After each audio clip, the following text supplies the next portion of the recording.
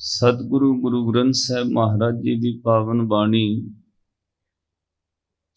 ਕਿਸੇ ਇੱਕ ਜਾਤ, ਵਰਨ, ਕੁਲ, ਮਤ, ਮਜ਼ਹਬ ਜਾਂ ਦੇਸ਼ ਦੇ ਲੋਕਾਂ ਵਾਸਤੇ ਨਹੀਂ, ਸਮੁੱਚੀ ਮਨੁੱਖਤਾ ਦੇ ਕਲਿਆਣ ਹਿਤ ਹੈ। ਔਰ ਸਤਿਗੁਰੂ ਸੱਚੇ ਪਾਤਸ਼ਾਹ ਜੀ ਨੇ ਇਸ ਮਨੁੱਖਤਾ ਉੱਤੇ ਬਹੁਤ ਵੱਡਾ ਤਰਸ ਕੀਤਾ ਹੈ। ਰਿਪੀਟ ਪਾਓ ਜੋ ਆਪਾਂ ਸਾਰਿਆਂ ਨੂੰ ਬਹੁਤ ਹੀ ਸਰਲ ਰੂਪ ਵਿੱਚ ਗ੍ਰਸਤ ਵਿੱਚ ਰਹਿੰਦਿਆਂ, ਪਰਿਵਾਰ ਵਿੱਚ ਰਹਿੰਦਿਆਂ, ਸੰਸਾਰ ਵਿੱਚ ਰਹਿੰਦਿਆਂ ਉਸ ਨਿਰੰਕਾਰ ਅਕਾਲ ਪੁਰਖ ਤੱਕ ਕਿਵੇਂ ਪਹੁੰਚਣਾ ਹੈ, ਮਨੁੱਖ ਨੇ ਆਪਣਾ ਜੀਵਨ ਕਿਵੇਂ ਸਫਲ ਕਰਨਾ ਹੈ, ਸਤਿਗੁਰੂ ਜੀ ਨੇ ਬਹੁਤ ਸਰਲ ਤਰੀਕੇ ਨਾਲ ਬਖਸ਼ਿਸ਼ ਕੀਤੀ। ਗੁਰੂ ਗ੍ਰੰਥ ਸਾਹਿਬ ਮਹਾਰਾਜ ਜੀ ਦੀ ਪਾਵਨ ਬਾਣੀ ਸੰਸਾਰ ਦੇ ਸਮਸਤ ਲੋਕਾਂ ਵਾਸਤੇ ਕਲਿਆਣ ਹਿਤ ਹੈ। ਸਤਿਗੁਰੂ ਗੁਰੂ ਗ੍ਰੰਥ ਸਾਹਿਬ ਮਹਾਰਾਜ ਜੀ ਦੀ ਪਾਵਨ ਬਾਣੀ ਜਿੱਥੇ ਸਮਾਜ ਦਾ ਜੀਵਨ ਮਹਾਰਾਜ ਜੀ ਨੇ ਬਖਸ਼ਿਸ਼ ਕੀਤਾ ਕਿਵੇਂ ਮਨੁੱਖ ਨੇ ਜੀਣਾ ਹੈ, ਉੱਥੇ ਸੰਸਾਰ ਵਿੱਚ ਰਹਿੰਦੇ ਆ ਇਹਦੇ ਫਰਜ਼ ਕੀ ਨੇ, ਧਰਮ ਕੀ ਹੈ, ਅਸਲ ਵਿੱਚ ਧਰਮ ਕੀ ਹੈ, ਉਹ ਗੁਰੂ ਗ੍ਰੰਥ ਸਾਹਿਬ ਮਹਾਰਾਜ ਦੀ ਬਾਣੀ ਨੇ ਬਹੁਤ ਸਰਲ ਤਰੀਕੇ ਨਾਲ ਦੱਸਿਆ। ਦੁਨੀਆ ਦਾ ਕੋਈ ਵੀ ਇਸ ਤਰ੍ਹਾਂ ਦਾ ਸਵਾਲ ਜਾਂ ਸਬਜੈਕਟ, ਕੋਈ ਵਿਸ਼ਾ ਨਹੀਂ ਜਿਹਦੇ ਉੱਤੇ ਸਤਿਗੁਰੂ ਜੀ ਨੇ ਬਾਣੀ ਨਾ ਉਚਾਰਨ ਕੀਤੀ ਹੋਵੇ। ਸ਼੍ਰੀਮਾਨ ਭਾਈ ਸਾਹਿਬ ਭਾਈ ਗੁਰਦਾਸ ਸਾਹਿਬ ਜੀ ਲਿਖਦੇ ਨੇ, ਕਹਿੰਦੇ ਭਾਈ ਸਮੁੰਦਰ ਵਿੱਚ ਬਹੁਤ ਪ੍ਰਕਾਰ ਦੇ ਜੀਵ ਜੰਤੂ ਨੇ, ਬਹੁਤ ਪ੍ਰਕਾਰ ਦੇ ਪਦਾਰਥ ਨੇ, ਪਰ ਉਸ ਸਮੁੰਦਰ ਦੇ ਅੰਦਰੋਂ ਜਿਹੜਾ ਹੰਸ ਹੈ ਨਾ, ਉਹ ਮੋਤੀ ਚੁਗ ਲੈਂਦਾ ਹੈ। ਪਹਾੜਾਂ ਦੀਆਂ ਕੰਧਰਾਂ ਵਿੱਚ ਕਈ ਪ੍ਰਕਾਰ ਦੀਆਂ ਧਾਤਾਂ ਛੁਪੀਆਂ ਨੇ, ਪਰ ਜਿਹੜਾ ਸਾਧ ਸੰਗਤ ਕੋਈ ਖਨਵਾਰਾ ਹੈ, ਖੋਜ ਕਰਨ ਵਾਲਾ, ਉਹ ਪਹਾੜਾਂ ਦੀਆਂ ਕੰਧਰਾਂ ਵਿੱਚੋਂ ਮੋਤੀ ਚੁਗ ਲੈਂਦਾ ਹੈ, ਹੀਰੇ ਕੱਢ ਲੈਂਦਾ ਹੈ ਤੇ ਬਹੁਤ ਵੱਡਮੁੱਲੀ ਕੀਮਤ ਪ੍ਰਾਪਤ ਕਰ ਲੈਂਦਾ। ਜੰਗਲਾਂ ਵਿੱਚ ਕਈ ਪ੍ਰਕਾਰ ਦੇ ਦਰਖਤ ਨੇ। ਭਾਈ ਗੁਰਦਾਸ ਜੀ ਲਿਖਦੇ, ਖੋਜੀ ਬੰਦਾ ਜਿਹੜਾ ਜਿਹਨੂੰ ਪਰਖ ਆ ਜਾਏ, ਭਾਈ ਉਹ ਬਹੁਤੇ ਦਰਖਤ ਵੱਢਦਾ ਨਹੀਂ, ਉਹ ਚੰਦਨ ਦੀ ਖੋਜ ਕਰਦਾ ਹੈ। ਜਦੋਂ ਉਹਦੇ ਹੱਥ ਚੰਦਨ ਆ ਜਾਏ ਤਾਂ ਫਿਰ ਥੋੜੀ ਜਿਹੀ ਚੀਜ਼ ਨਾਲ ਵੀ ਉਹ ਕਰੋੜਾਂ ਰੁਪਈਆ ਕਮਾ ਲੈਂਦਾ। ਏਦਾਂ ਗੁਰੂ ਗ੍ਰੰਥ ਸਾਹਿਬ ਮਹਾਰਾਜ ਜੀ ਦੀ ਬਾਣੀ ਸਮੁੰਦਰ ਹੈ। ਇਸ ਸਾਗਰ ਵਿੱਚੋਂ ਜਿਹੜਾ ਵੀ ਸਿੱਖ ਗੁਰੂ ਦੇ ਕੋਈ ਖਿੰਨ ਮਾਤਰ ਵੀ ਗੁਣ ਗ੍ਰਹਿਣ ਕਰ ਲੈਂਦਾ, ਉਹ ਇਸ ਮਾਨਸ ਜਨਮ ਨੂੰ ਸਫਲ ਕਰ ਜਾਂਦਾ। ਸਮੁੰਦਰ ਹੈ, ਇਹਨੂੰ ਪੂਰਾ ਨਹੀਂ ਕਮਾਇਆ ਜਾ ਸਕਦਾ। ਸਤਿਗੁਰੂ ਸੱਚੇ ਪਾਤਸ਼ਾਹ ਜੀ ਨੇ ਬਖਸ਼ਿਸ਼ ਕਿਰਪਾ ਕੀਤੀ ਹੈ, ਆਪਾਂ ਨੂੰ ਇਹ ਅਵਸਰ ਬਖਸ਼ਿਸ਼ ਕੀਤਾ ਹੈ। ਭਾਈ ਗੁਰਦਾਸ ਸਾਹਿਬ ਲਿਖਦੇ ਨੇ, ਜੈਸੇ ਤੋਂ ਸਮੁੰਦਰ ਵਿਖੇ ਸਕਲ ਪਦਾਰਥ ਨਿਧ, ਹੰਸ ਮਰਜੀਵਾ ਨਿਸ਼ਚੈ ਪ੍ਰਸਾਦ ਪਾਵੇ। ਜੈਸੇ ਬਨ ਵਿਖੇ ਮਲਿਆਗਰ ਸੋਧਾ ਕਪੂਰ, ਸੋਧ ਕੈ ਸੁਵਾਸੀ ਸੁਵਾਸ ਬਹਿਸਾਵੇ।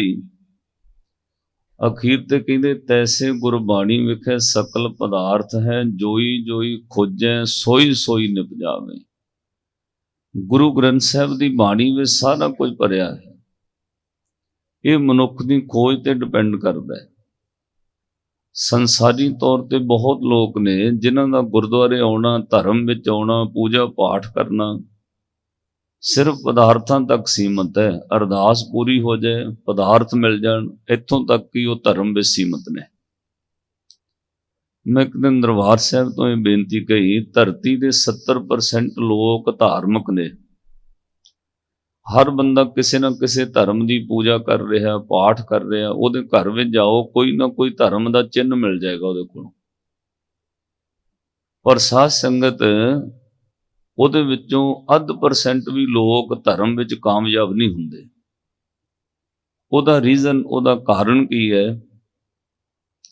ਅਸੀਂ ਧਰਮ ਕਮਾਉਣਾ ਹੀ ਨਹੀਂ ਚਾਹੁੰਦੇ। ਮਨੁੱਖ ਧਰਮ ਉਨਾ ਕੁ ਕਮਾਉਣਾ ਚਾਹੁੰਦਾ ਹੈ ਜਿੰਨਾ ਕੁ ਉਹਦੀ ਸੰਸਾਰੀ ਲੋੜ ਪੂਰੀ ਹੁੰਦੀ ਰਹੇ, ਉਸ ਤੋਂ ਅੱਗੇ ਵਧਣਾ ਹੀ ਨਹੀਂ ਚਾਹੁੰਦਾ। ਉਹਦੀ ਇੱਛਾ ਸੰਸਾਰ ਦੇ ਪਦਾਰਥਾਂ ਤੱਕ ਰਹਿ ਜਾਂਦੀ ਹੈ, ਪੁੱਤਰ ਧੀਆਂ, ਸੰਸਾਰ, ਪਦਾਰਥ, ਪੈਸਾ, ਕਾਰੋਬਾਰ, ਇੱਥੋਂ ਤੱਕ ਹੀ ਉਹਦੀ ਉਮਰ ਮੁੱਕ ਜਾਂਦੀ ਹੈ। ਪਦਾਰਥ ਤੋਂ ਅੱਗੇ ਪਰਮਾਤਮਾ ਦੀ ਖੋਜ ਵੱਲ ਕੋਈ ਵਿਰਲਾ ਮਨੁੱਖ ਤੁਰਦਾ ਹੈ, ਜਿਹਨੂੰ ਮਹਾਰਾਜ ਨੇ ਕਿਹਾ, ਕੋਟਨ ਮੈਂ ਨਾਨਕ ਕਹੂ ਨਾਰਾਇਣ ਜਿਹ ਚੀਤ।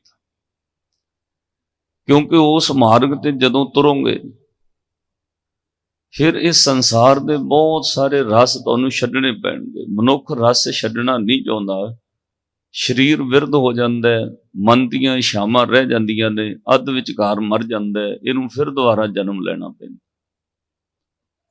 ਸਤਿਗੁਰ ਸੱਚੇ ਪਾਤਸ਼ਾਹ ਜੀ ਨੇ ਬਚਨ ਕਹੇ, ਭਾਈ ਦੁਨਿਆਵੀ ਲੋੜ ਪਦਾਰਥ ਤੈਨੂੰ ਚਾਹੀਦੇ ਨੇ, ਉਹ ਗੁਰੂ ਕੋਲੋਂ ਮੰਗ, ਰੱਬ ਕੋਲੋਂ ਮੰਗ, ਪਰਮਾਤਮਾ ਕੋਲੋਂ ਇੱਛਾ ਰੱਖ, ਪਰ ਸਾਰੀ ਉਮਰ ਤੇਰੀ ਇੱਛਾ ਪਦਾਰਥਾਂ ਤੱਕ ਨਹੀਂ ਹੋਣੀ ਚਾਹੀਦੀ।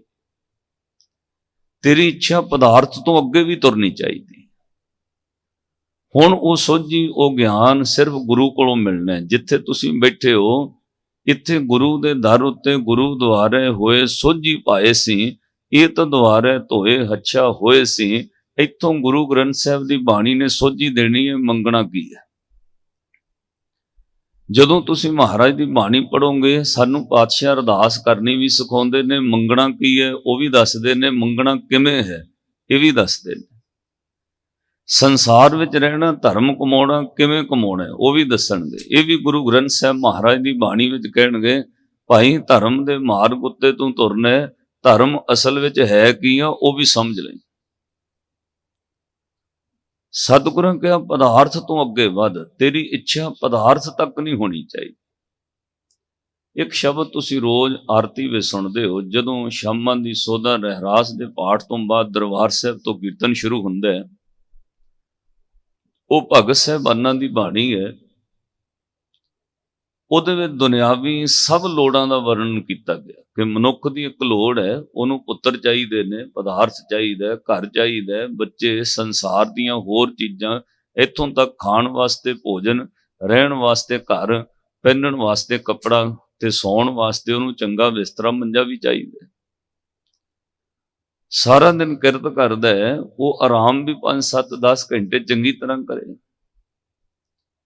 ਸਾਰੀਆਂ ਲੋੜਾਂ ਦਾ ਵਰਣਨ ਕਰਨ ਤੋਂ ਬਾਅਦ ਇੱਕ ਵਿਸ਼ੇਸ਼ ਗੱਲ ਹਜ਼ੂਰ ਨੇ ਕਹੀ, ਮਨੁੱਖ ਉਸ ਗੱਲ ਨੂੰ ਭੁੱਲ ਜਾਂਦਾ ਹੈ, ਇਸ ਲਈ ਸਾਰੀ ਉਮਰ ਖੁਆਰ ਹੋਈਦਾ। ਉਹਦੇ ਵਿੱਚ ਸਾਹਿਬ ਨੇ ਮੰਗ ਕੀਤੀ ਕਿ ਦਾਲ ਸਿੱਧਾ ਮੰਗੋ ਘਿਓ, ਹਮਰਾ ਖੁਸ਼ੀ ਕਰੇ ਨਿਤ ਜੀਓ। ਕਹਿੰਦੇ ਮਹਾਰਾਜ ਮੇਰਾ ਚਿੱਤ ਨਾ ਖੁਸ਼ ਰਹਿਣਾ ਚਾਹੀਦਾ, ਮੈਨੂੰ ਦਾਲ ਸਿੱਧਾ ਭਾਵ ਰਾਸ਼ਨ, ਆਟਾ ਸਭ ਕੁਝ ਚਾਹੀਦਾ। ਮੈਂ ਰੁੱਖਾ ਪ੍ਰਸ਼ਾਦਾ ਨਹੀਂ ਛਕਣਾ, ਦਾਲ ਵੀ ਚਾਹੀਦੀ ਹੈ, ਕੋਈ ਸੁੱਕਾ ਸਿੱਧਾ ਸਮਾਨ ਚਾਹੀਦਾ ਜਿਹਦੇ ਨਾਲ ਭੋਜਨ ਬਣੇ।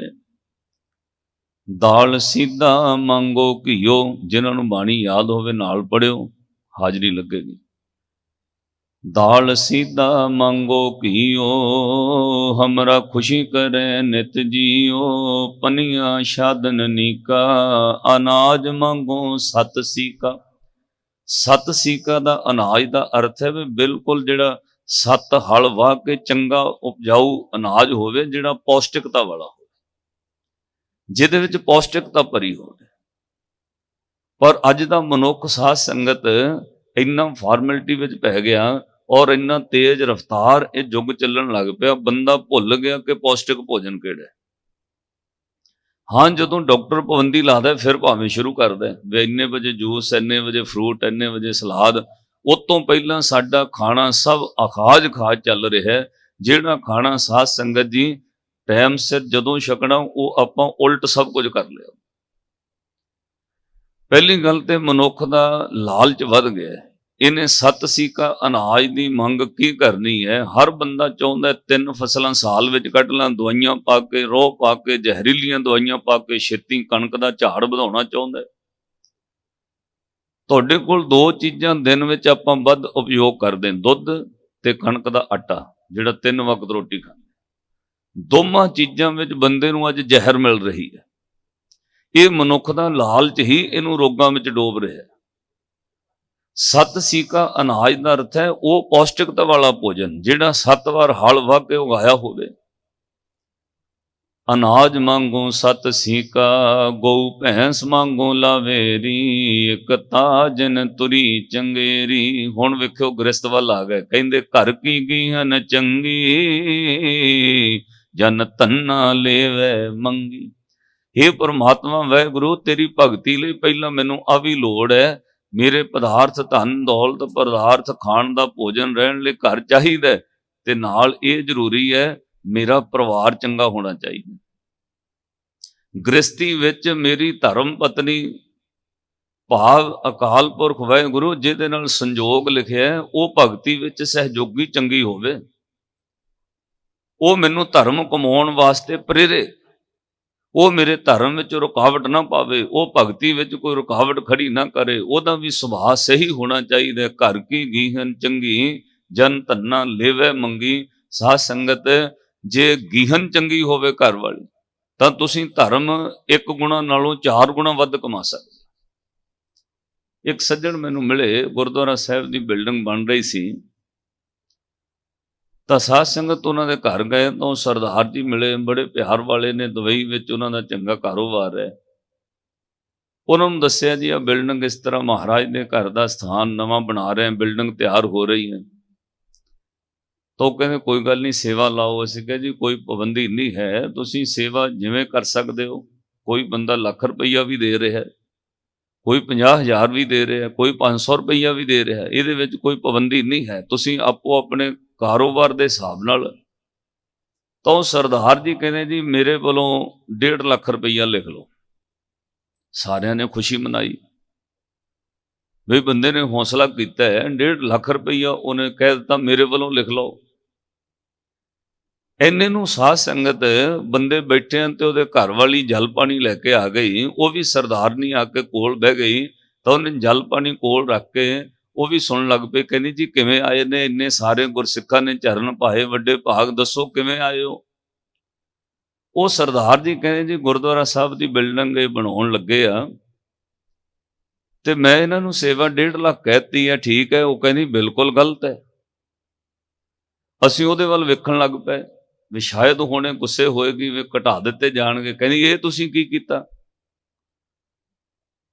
ਤਾਂ ਅਸੀਂ ਵੀ ਉਹਦੇ ਵੱਲ ਵੇਖੇ, ਪਰ ਵੇਖੋ ਸਾਧ ਸੰਗਤ, ਉਹ ਬੀਬੀ ਉਸੇ ਵਕਤ ਬੋਲੀ, ਕਹਿੰਦੀ ਜੀ 1.5 ਲੱਖ ਤਾਂ ਬਹੁਤ ਘੱਟ ਹੈ, ਲੱਖ ਰੁਪਈਆ ਮੇਰੇ ਵੱਲੋਂ ਵੀ ਪਾਓ, 2.5 ਲੱਖ ਕਰ ਦਿਓ।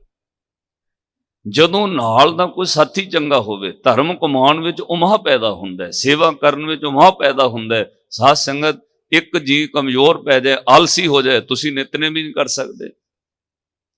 ਤੁਹਾਡਾ ਹਰ ਰੋਜ਼ ਦਾ ਨਿਤਨੇਮ ਪੱਕਾ ਹੋਏ ਨਹੀਂ ਸਕਦਾ ਜੇ ਨਾਲ ਦਾ ਸਾਥੀ ਕਮਜ਼ੋਰ ਪੈ ਜਾਏ। ਇਸ ਲਈ ਧਰਮ ਕਮਾਉਣ ਵਿੱਚ ਇਹ ਵੀ ਮੰਗਿਆ ਗਿਆ ਕਿ ਘਰ ਕੀ ਗੀਹਨ ਚੰਗੀ, ਜਨ ਧੰਨਾ ਲੇਵੈ ਮੰਗੀ। ਇਹਨਾਂ ਸ਼ਬਦਾਂ ਵਿੱਚ ਇੱਕ ਸ਼ਬਦ ਕੀਰਤਨੀਏ ਫਿਰ ਭਗਤ ਕਬੀਰ ਸਾਹਿਬ ਦਾ ਪੜ੍ਹਦੇ, ਇਹ ਸ਼ਬਦ ਭਗਤ ਧੰਨਾ ਸਾਹਿਬ ਜੀ ਦਾ। ਉਹਨਾਂ ਰੱਬ ਕੋਲੋਂ ਮੰਗਿਆ, ਕਹਿੰਦੇ ਦੋਏ ਸਿਰ ਮੰਗੋ ਚੂਨਾ, ਪਾਓ ਘਿਓ ਸੰਗ ਲੂਨਾ। ਮੈਨੂੰ ਆਟਾ ਦਾਲ ਘਿਓ ਵੀ ਚਾਹੀਦਾ, ਪਾਓ ਘਿਓ ਸੰਗ ਲੂਨਾ। ਅਧ ਸਿਰ ਮੰਗੋ ਦਾਲੇ, ਮੋਕੋ ਦੋਨੋਂ ਵਖਤ ਜਿਵਾਲੇ। ਪੜੋ ਖਾਟ ਮੰਗੋ ਚੌਪਾਈ, ਸਿਰਹਾਣਾ ਅਵਰਤ ਲਾ। ਆਰਾਮ ਕਰਨ ਲਈ ਤਲਾਈ, ਸਰਾਣੇ ਘਰ ਲਈ ਸਭ ਕੁਝ ਮੰਗੇ, ਇਹ ਤੋਂ ਵੱਡੀ ਹੁਣ ਹੋਰ ਕੀ ਗੱਲ ਹੈ। ਆਹੀ ਪਰਿਵਾਰ ਦੀਆਂ ਲੋੜਾਂ ਨੇ ਸਾਡੀਆਂ। ਸਿਰਹਾਣਾ ਅਵਰਤ ਲਾਈ, ਉੱਪਰ ਕੋ ਮੰਗੋ ਕਿੰਤਾ। ਤੇਰੀ ਭਗਤ ਕਰੇ ਜਨ ਚਿੰਤਾ। ਸਭ ਕੁਝ ਮੰਗਣ ਤੋਂ ਬਾਅਦ ਆਹ ਕੀਮਤੀ ਚੀਜ਼ ਹੈ ਜਿਹੜੀ ਅਸੀਂ ਨੇਤਾ ਪ੍ਰਤੀ ਭੁੱਲ ਜਾਂਦੇ। ਉਹ ਕੀ ਮੰਗਿਆ, ਕਹਿੰਦੇ ਸਭ ਕੁਝ ਮੰਗ ਕੇ ਰੱਬ ਨੂੰ ਕਿਹਾ ਮੈਂ ਲਾਲਚ ਨਹੀਂ ਕਰ ਰਿਹਾ, ਇਹ ਮੇਰੀ ਲੋੜ ਹੈ ਮਹਾਰਾਜ, ਇਹ ਮੇਰੇ ਘਰ ਪਰਿਵਾਰ ਦੀ ਰੋਜ਼ ਦੀ ਲੋੜ ਹੈ, ਇਹ ਮੇਰਾ ਲਾਲਚ ਨਹੀਂ ਹੈ, ਇਹ ਲੋਭ ਨਹੀਂ ਹੈ। ਹਾਂ, ਇੱਕ ਚੀਜ਼ ਮੇਰੇ ਤੇ ਕਿਰਪਾ ਬਖਸ਼ਿਸ਼ ਕਰੋ, ਮੈਂ ਨਾਹੀਂ ਕੀਤਾ ਲੱਭੋ, ਇੱਕ ਨਾਮ ਤੇਰਾ ਮੈਂ ਫਬੋ। ਮੈਨੂੰ ਤਲਾਈ ਰਜਾਈ ਸਰਾਣਾ ਚਾਹੀਦਾ, ਭੋਜਨ ਪਦਾਰਥ ਚਾਹੀਦੇ ਨੇ, ਸਭ ਕੁਝ ਉਹਦੇ ਵਿੱਚ ਹੁੰਦੇ ਆ, ਤੇਰਾ ਨਾਮ ਮੈਨੂੰ ਚੰਗਾ ਲੱਗੇ। ਆਖੋ ਸਤਨਾਮ ਸ੍ਰੀ, ਤੇਰਾ ਨਾਮ ਮੈਨੂੰ ਚੰਗਾ ਲੱਗੇ। ਮਹਾਰਾਜ ਉਹਨਾਂ ਤਲਾਈਆਂ ਰਜਾਈਆਂ ਸੌਣ ਲੱਗਿਆ, ਵਾਹਿਗੁਰੂ ਚਿੱਤੇ ਆਵੇ। ਉਹ ਦਾਲ ਵਿੱਚ ਘਿਓ ਪਾ ਕੇ 36 ਪ੍ਰਕਾਰ ਦੇ ਭੋਜਨ ਖਾਣ ਲੱਗਿਆ ਵਾਹਿਗੁਰੂ ਚੇਤੇ ਆਵੇ। ਇਹ ਭਗਤੀ ਦਾ ਮਾਰਗ ਹੈ।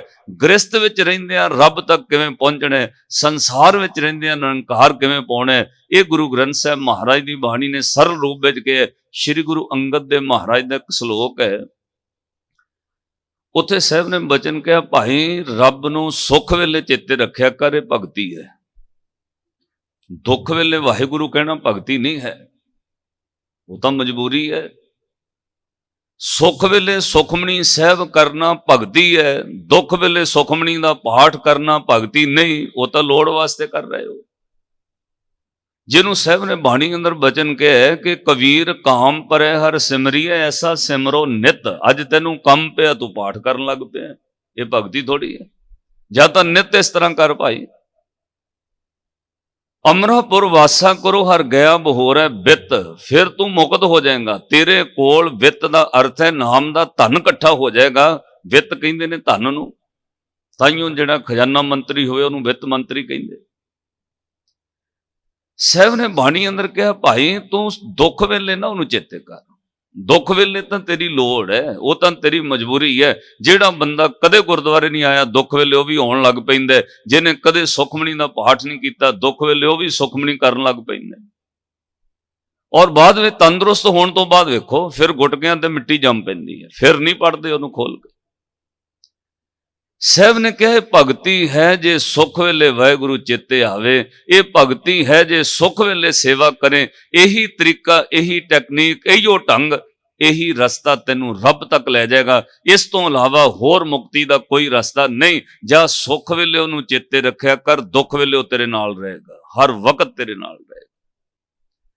ਸਾਹਿਬ ਨੇ ਬਚਨ ਕਹੇ, ਸ਼ਲੋਕ ਮਹਲਾ ਦੂਜਾ, ਸ੍ਰੀ ਗੁਰੂ ਅੰਗਦ ਦੇਵ ਮਹਾਰਾਜ। ਜਾ ਸੁਖ ਤਾਂ ਸ਼ੌਰਾਵਿਓ, ਦੁੱਖ ਪੀ ਸੰਭਾਲੇ ਓਏ। ਭਾਈ ਜਦੋਂ ਸੁੱਖ ਹੈ ਉਦੋਂ ਉਹਨੂੰ ਰਾਵ ਚੇਤੇ ਕਰ, ਦੁੱਖ ਵੇਲੇ ਉਹ ਤੇਰੀ ਸੰਭਾਲ ਕਰੇਗਾ, ਉਹਦੀ ਗਰੰਟੀ ਹੈ। ਜਾ ਸੁਖ ਤਾਂ ਸ਼ੌਰਾਵਿਓ, ਦੁੱਖ ਪੀ ਸੰਭਾਲੇ ਓਏ। ਨਾਨਕ ਕਹਿ ਸਿਆਣੀ ਐ, ਵਕੰਤ ਮਿਲਾਵਾ ਹੋਏ। ਇਹੀ ਰੱਬ ਨੂੰ ਮਿਲਣ ਦਾ ਤਰੀਕਾ, ਹੋਰ ਕੋਈ ਤਰੀਕਾ ਨਹੀਂ ਹੈ। ਸੁੱਖ ਵੇਲੇ ਯਾਦ ਕਰੋ। ਤੁਸੀਂ ਰੋਜ਼ ਸੁਖਮਣੀ ਪੜ੍ਹਦੇ ਹੋ, ਭੈਣਾਂ ਨੇ ਸੁਖਮਣੀ ਸਾਹਿਬ ਸੁਸਾਇਟੀਆਂ ਬਣਾਈਆਂ ਨੇ, ਉਹਦੇ ਵਿੱਚ ਇੱਕ ਅਸ਼ਟਪਦੀ ਆਉਂਦੀ ਹੈ, ਜਿਹਦੇ ਵਿੱਚ ਸਾਹਿਬ ਨੇ ਜਾਗਣ ਤੋਂ ਲੈ ਕੇ ਸੌਣ ਤੱਕ ਜੋ ਕੁਝ ਕਰਦੇ ਹੋ ਨਾਲ ਨਾਲ ਕਿਹਾ ਜਪ, ਨਾਲ ਨਾਲ ਕਿਹਾ ਉਹਨੂੰ ਚੇਤੇ ਕਰ। ਜੇ ਪ੍ਰਸਾਦ ਛਤੀ ਅੰਮ੍ਰਿਤ ਖਾਹੇ, ਤਿਸ ਠਾਕੁਰ ਕੋ, ਪੜੋ ਗੱਜ ਕੇ, ਤਿਸ ਠਾਕੁਰ ਕੋ। ਜੇ ਪ੍ਰਸਾਦ ਸੁਗੰਧਤ ਤਨ ਲਾਵੇ, ਤਿਸ ਕੋ ਸਿਮਰਤ ਪਰਮ ਗਤ ਪਾਵੇ। ਜੇ ਪ੍ਰਸਾਦ ਵਸੈ ਸੁਖ ਮੰਦਰ, ਤਿਸੈ ਧਿਆਏ ਸਦਾ ਮਨ। ਜੇ ਪ੍ਰਸਾਦ ਗ੍ਰਹਿ ਸੰਗ ਸੁਖ ਵਸਨਾ, ਆਠ ਪਹਿਰ ਸਿਮਰੋ ਤਿਸ। ਕਹਿੰਦੇ ਭਾਈ ਉਹਨੂੰ ਜਪ, ਇਹੀ ਭਗਤੀ ਹੈ। ਸ਼੍ਰੀ ਗੁਰੂ ਗ੍ਰੰਥ ਸਾਹਿਬ ਮਹਾਰਾਜ ਦੀ ਬਾਣੀ ਨੇ ਸਰਲ ਕੀਤਾ ਧਰਮ ਲੋਕਾਂ ਵਿੱਚ। ਜਿਹੜਾ ਪੜ੍ਹਨਾ ਬਹੁਤ ਔਖਾ ਸੀ, ਸੰਸਕ੍ਰਿਤੀ ਸੰਸਕ੍ਰਿਤ ਦੇ ਅੰਦਰ ਗ੍ਰੰਥ ਰਚੇ ਸਨ, ਆਮ ਬੰਦੇ ਦੀ ਪਹੁੰਚ ਤੋਂ ਬਾਹਰ ਸੀ, ਉਹ ਫਿਰ ਸਾਧ ਸੰਗਤ ਖੱਟ ਕਰਮ ਸਿਰਫ ਪੰਡਤਾਂ ਨੂੰ ਦੇ ਦਿੱਤੇ ਗਏ। ਬ੍ਰਾਹਮਣ ਵਿਦਿਆ ਪੜ੍ਹੇਗਾ, ਪੜ੍ਹਾਏਗਾ, ਜਗ ਕਰੇਗਾ, ਜਗ ਕਰਾਏਗਾ। ਇਹ 6 ਖੱਟ ਕਰਮ ਬ੍ਰਾਹਮਣ ਦੇ ਹੋਣਗੇ, ਆਮ ਬੰਦਾ ਪੜ੍ਹ ਹੀ ਨਹੀਂ ਸਕਦਾ। ਗੁਰੂ ਗ੍ਰੰਥ ਸਾਹਿਬ ਮਹਾਰਾਜ ਦੀ ਬਾਣੀ ਨੇ ਧਰਮ ਸਰਲ ਕਰ ਦਿੱਤਾ, ਉਪਦੇਸ਼ ਬਹੁਤ ਸੌਖਾ ਕਰ ਦਿੱਤਾ। ਔਰ ਸਾਧ ਸੰਗਤ, ਕਮਾਲ ਦੀ ਗੱਲ, ਇਹ ਬਾਣੀ ਫਿਰ ਕਿਸੇ ਸਰੀਰ ਦੀ ਬਾਣੀ ਨਹੀਂ ਹੈ। ਇਹਨੂੰ ਹੁਣ ਧਿਆਨ ਨਾਲ ਸੁਣਿਓ। ਗੁਰੂ ਗ੍ਰੰਥ ਸਾਹਿਬ ਦੀ ਬਾਣੀ ਕਿਸੇ ਸਰੀਰ ਦੀ ਬਾਣੀ ਨਹੀਂ। ਦੁਨੀਆ ਵਿੱਚ ਜਿੰਨੇ ਗ੍ਰੰਥ ਨੇ ਸਤਿਕਾਰਯੋਗ ਨੇ, ਸਨਮਾਨਯੋਗ ਨੇ। ਕਿਸੇ ਗ੍ਰੰਥ ਦੀ ਕੋਈ ਨਰਾਦਰੀ ਨਹੀਂ, ਨਾ ਕਰਨੀ ਚਾਹੀਦੀ ਹੈ। ਸਿੱਖ ਨੂੰ ਕਦੇ ਵੀ ਨਹੀਂ ਗੁਰੂ ਨੇ ਸਿਖਾਇਆ ਭਾਈ ਕਿਸੇ ਦੇ ਗ੍ਰੰਥ ਦੀ, ਧਰਮ ਦੀ ਨਰਾਦਰੀ ਕਰ, ਕਦੇ ਵੀ ਨਹੀਂ ਸਿੱਖ ਕਰੇਗਾ। ਤੁਹਾਡਾ ਤਜਰਬਾ ਰਹਿਣਾ, ਅੱਜ ਤੱਕ ਦੀ ਹਿਸਟਰੀ ਫਰੋਲ ਕੇ ਵੇਖ ਲਓ। ਸੈਂਕੜੇ ਬਾਹਰ ਈਰਖਾ ਕਰਨ ਵਾਲਿਆਂ ਨੇ ਗੁਰੂ ਗ੍ਰੰਥ ਸਾਹਿਬ ਜੀ ਦੀ ਬੇਅਦਬੀ ਕਰਨ ਦੀ ਕੋਸ਼ਿਸ਼ ਕੀਤੀ ਹੈ, ਬਾਣੀ ਦੇ ਅੰਗ ਪਾੜੇ ਨੇ, ਪਰ ਬਦਲੇ ਵਿੱਚ ਮਾਫ ਕਰਿਓ, ਇੱਕ ਵੀ ਕਿਸੇ ਥਾਣੇ ਵਿੱਚ FRI ਦਰਜ ਨਹੀਂ ਜਿੱਥੇ ਸਿੱਖ ਨੇ ਗੁੱਸੇ ਵਿੱਚ ਆ ਕੇ ਕਿਸੇ ਦੇ ਧਰਮਕ ਗ੍ਰੰਥ ਦੀ ਤੋਹੀਨ ਕੀਤੀ ਹੋਵੇ, ਕਿਸੇ ਦੇ ਧਾਰਮਿਕ ਗ੍ਰੰਥ ਦੀ ਤੋਹੀਨ ਕੀਤੀ ਹੋਵੇ। ਨਹੀਂ, ਹਾਂ ਤੋਹੀਨ ਕਰਨ ਵਾਲਿਆਂ ਨੂੰ ਸੋਧਾਂ ਲਾਇਆ, ਉਹ ਅਲੱਗ ਕੇਸ ਚੱਲਦੇ ਨੇ। ਉਹਨਾਂ ਦੇ ਅਲੱਗ ਪਰਚੇ ਨੇ, ਪਰ ਗੁੱਸੇ ਵਿੱਚ ਕਿਸੇ ਦੇ ਧਰਮ ਦੀ ਨਰਾਦਰੀ ਨਹੀਂ, ਕਿਸੇ ਦੇ ਧਾਰਮਿਕ ਗ੍ਰੰਥ ਦੀ ਨਰਾਦਰੀ ਨਹੀਂ। ਪਤਾ ਕਿਉਂ? ਸਿੱਖ ਨੂੰ ਗੁਰੂ ਗ੍ਰੰਥ ਸਾਹਿਬ ਦੀ ਬਾਣੀ ਦਾ ਉਪਦੇਸ਼ ਯਾਦ ਹੈ ਕਿ ਵੇਦ ਕਤੇਬ ਕਹੋ ਮਤ ਝੂਠੇ, ਝੂਠਾ ਜੋ ਨਾ ਵਿਚਾਰੈ। ਕਿਸੇ ਧਰਮ ਦਾ ਕੋਈ ਗ੍ਰੰਥ ਝੂਠਾ ਗਲਤ ਨਹੀਂ, ਭਾਈ ਝੂਠਾ ਉਹ ਹੈ ਜਿਹੜਾ ਵਿਚਾਰ ਨਹੀਂ ਕਰਦਾ। ਦੁਨੀਆ ਵਿੱਚ ਜਿੰਨੇ ਧਰਮਾਂ ਦੇ ਧਾਰਮਿਕ ਗ੍ਰੰਥ ਨੇ, ਸਤਿਕਾਰਯੋਗ, ਸਨਮਾਨਯੋਗ, ਪੂਜਣਯੋਗ ਨੇ। ਸਾਧ ਸੰਗਤ, ਗੁਰੂ ਗ੍ਰੰਥ ਸਾਹਿਬ ਉਹਨਾਂ ਨਾਲੋਂ ਵੱਡਾ ਸਭ ਤੋਂ ਉੱਤਮ ਗ੍ਰੰਥ ਕਿਉਂ ਹੈ? ਕਿਉਂਕਿ ਜਿੰਨੇ ਗ੍ਰੰਥ ਪੜ੍ਹੋਗੇ, ਤੁਹਾਨੂੰ ਹੁਣ ਪੰਜਾਬੀ ਵਿੱਚ ਤਰਜਮਾ ਰਾਮਾਇਣ ਦਾ ਵੀ ਮਿਲ ਜਾਣਾ ਹੈ, ਮਹਾਭਾਰਤ ਦਾ ਵੀ ਮਿਲ ਜਾਣਾ, ਵੇਦਾਂ ਦਾ ਵੀ ਮਿਲ ਜਾਂਦਾ ਹੈ, ਕੁਰਾਨ ਸ਼ਰੀਫ ਦਾ ਵੀ ਮਿਲ ਜਾਂਦਾ ਹੈ। ਜਿੰਨੇ ਧਾਰਮਿਕ ਗ੍ਰੰਥ ਨੇ ਉਹਦੇ ਵਿੱਚ ਰੱਬ ਦੀਆਂ ਗੱਲਾਂ ਨੇ, ਰੱਬ ਦੀਆਂ ਬਾਤਾਂ ਨੇ, ਰੱਬ ਬਾਰੇ ਕਥਾ ਕਹਾਣੀਆਂ ਨੇ।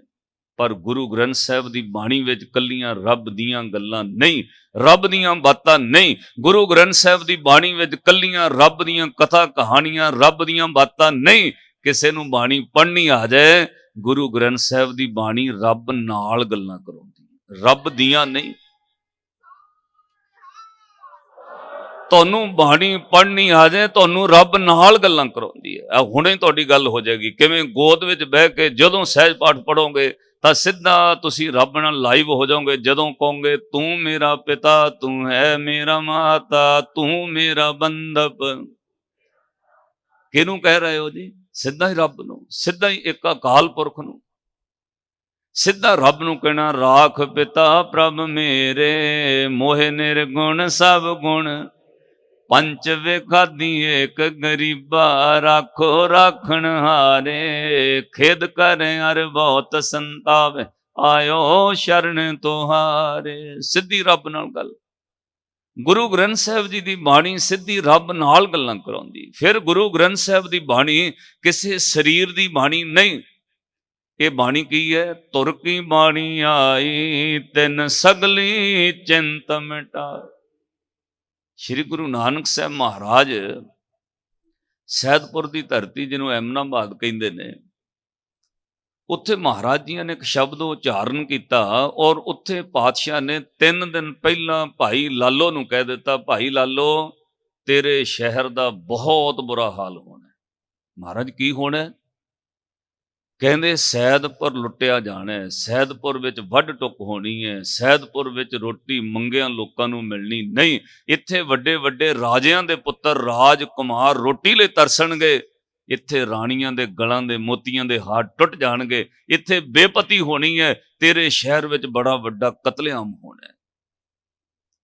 ਭਾਈ ਲਾਲੋ ਕਹਿੰਦਾ, ਮਹਾਰਾਜ ਇਹ ਤੁਸੀਂ ਕੀ ਕਹਿ ਰਹੇ ਹੋ? ਸਤਿਗੁਰਾਂ ਕਿਹਾ, ਲਾਲੋ ਮੈਂ ਨਹੀਂ ਕਹਿ ਰਿਹਾ। ਮਹਾਰਾਜ ਤੁਸੀਂ ਤੇ ਕਹਿ ਰਹੇ ਹੋ ਹੁਣੇ। ਕਹਿਣ ਲੱਗੇ, ਨਹੀਂ ਲਾਲੋ, ਇਹੀਓ ਤੇ ਭੁਲੇਖਾ ਦੁਨੀਆ ਨੂੰ, ਇਹੀਓ ਭੁਲੇਖਾ ਕਈਆਂ ਨੂੰ ਰਹਿਣਾ। ਲਾਲੋ ਮੈਂ ਨਹੀਂ ਕਹਿ ਰਿਹਾ, ਇਹ ਜਿਸ ਤਰ੍ਹਾਂ ਮੈਨੂੰ ਖਸਮ ਕਹਿ ਰਿਹਾ ਮੈਂ ਉਹ ਕਹਿ ਰਿਹਾ। ਖਸਮ ਭਾਵ ਅਕਾਲ ਪੁਰਖ ਦੇ ਕਰੋ। ਜੋ ਮੈਨੂੰ ਨਜ਼ਰ ਆ ਰਿਹਾ ਹੈ, ਜੋ ਮੈਨੂੰ ਅਕਾਲ ਪੁਰਖ ਕਹਿ ਰਿਹਾ ਹੈ, ਮੈਂ ਤੇ ਤੁਹਾਨੂੰ ਉਹ ਦੱਸ ਰਿਹਾ। ਆਹ ਕੁਝ ਹੋਣਾ। ਤਾਈਓ ਸਾਹਿਬ ਨੇ ਫਿਰ ਬਚਨ ਕਿਹਾ, ਜੈਸੀ ਮੈਂ ਆਵੇ ਖਸਮ ਕੀ ਬਾਣੀ, ਤੈਸੜਾ ਕਰੀ ਗਿਆਨ ਵੇ ਲਾਲੋ। ਮੈਂ ਥੋੜੀ ਕਹਿ ਰਿਹਾ, ਲਾਲੋ ਉਹ ਤੇ ਖਸਮ ਕਹਿ ਰਿਹਾ। ਇਹ ਤਾਂ ਨਿਰੰਕਾਰ ਦੀ ਬਾਣੀ ਹੈ। ਵਾਹ ਵਾਹ ਬਾਣੀ ਨਿਰੰਕਾਰ ਹੈ, ਤਿਸ ਜੇਵੜ ਅਵਰ ਨਾ ਕੋਏ। ਤੇ ਸਾਹਿਬ ਨੇ ਕਿਹਾ, ਜੈਸੀ ਮੈਂ ਆਵੇ ਖਸਮ ਕੀ ਬਾਣੀ, ਪੜੋ ਤੈਸੜਾ ਕਰੀ ਗਿਆਨ ਵੇ ਲਾਲੋ। ਪਾਪ ਕੀ ਜੰਜ ਲੈ ਕਾਬਲੋਂ ਧਾਇਆ, ਜੋਰੀ ਮੰਗੇ ਦਾਨ ਵੇ ਲਾਲੋ। ਸ਼ਰਮ ਧਰਮ ਦੋਏ ਛਪ ਖਲੋਏ, ਕੂੜ ਫਿਰੇ ਪ੍ਰਧਾਨ ਵੇ ਲਾਲੋ। ਕਾਜੀਆਂ ਬਾਮਣਾ ਕੀ ਗੱਲ ਥੱਕੀ, ਅਗਦ ਪੜੇ ਸ਼ੈਤਾਨ ਵੇ ਲਾਲੋ। ਅੱਜ ਲੋਕ ਕਹਿੰਦੇ ਇੰਨਾ ਕੁਝ ਕਿਉਂ ਹੋ ਰਿਹਾ ਜੀ? ਇਹ ਭਾਈ ਸ਼ਰਮ ਤੇ ਧਰਮ ਅਲੋਪ ਹੋ ਰਹੇ ਨੇ, ਧਰਤੀ ਗਰਕ ਸਕਦੀ ਹੈ। ਜੋ ਕੋਈ ਤੁਹਾਡੇ ਆਲੇ ਦੁਆਲੇ ਦੂਜੇ ਦੇਸ਼ਾਂ ਵਿੱਚ ਹੋ ਰਿਹਾ ਹੈ, ਮਤਾਂ ਜਾਣਿਓ ਇਹ ਗੁਆਂਢੀ ਦੇ ਹੋ ਰਿਹਾ ਹੈ, ਇਹ ਕਿਸੇ ਨਾਲ ਵੀ ਹੋ ਸਕਦਾ ਹੈ। ਇਸ ਗੱਲ ਦਾ ਸਾਧ ਸੰਗਤ ਸੰਕੇਤ ਸਮਝਿਓ, ਇਹ ਕਿਤੇ ਵੀ ਹੋ ਸਕਦਾ। ਜਿੱਥੇ ਸ਼ਰਮ ਧਰਮ ਅਲੋਪ ਹੋ ਜਾਣ, ਉੱਥੇ ਧਰਤੀ ਗਰਕ ਸਕਦੀ ਹੈ। ਤਾਈਓ ਭਾਈ ਗੁਰਦਾਸ ਸਾਹਿਬ ਨੇ ਬਚਨ ਕਿਹਾ, ਜਦੋਂ ਜੋਗੀਆਂ ਨੇ ਗੁਰੂ ਨਾਨਕ ਸਾਹਿਬ ਮਹਾਰਾਜ ਨੂੰ ਪੁੱਛਿਆ, ਮਹਾਰਾਜ ਬਹਿ ਕੇ ਭਗਤੀ ਕਰ ਲਓ, ਨਾਮ ਜਪਾ ਲਓ, ਇੰਨਾ ਪੈਦਲ ਚੱਲ ਕੇ ਭ੍ਰਮਣ ਹਜ਼ਾਰਾਂ ਮੀਲ ਕਿਉਂ ਕਰ ਰਹੇ ਹੋ? ਗੁਰੂ ਨਾਨਕ ਸਾਹਿਬ ਮਹਾਰਾਜ ਨੇ ਕਿਹਾ, ਜੋਗੀਓ ਮੈਂ ਸਾਧ ਪੈਦਾ ਕਰ ਰਿਹਾ, ਮੈਂ ਸਾਧ ਲੱਭ ਰਿਹਾ। ਸਾਧ ਤੋਂ ਬਗੈਰ ਧਰਤੀ ਗਰਕ ਜਾਏਗੀ। ਇਸ ਧਰਤੀ ਨੂੰ ਕੋਈ ਸਹਾਰਾ ਨਹੀਂ ਦੇ ਸਕਦਾ। ਜੇ ਸਾਧ ਨਾ ਹੋਏ, ਮੈਂ ਸੱਜਣ ਠੱਗ ਵਰਗਿਆਂ ਨੂੰ ਸਾਧ ਬਣਾ ਦੇ, ਧਰਤੀ ਬਚ ਜਾਏ।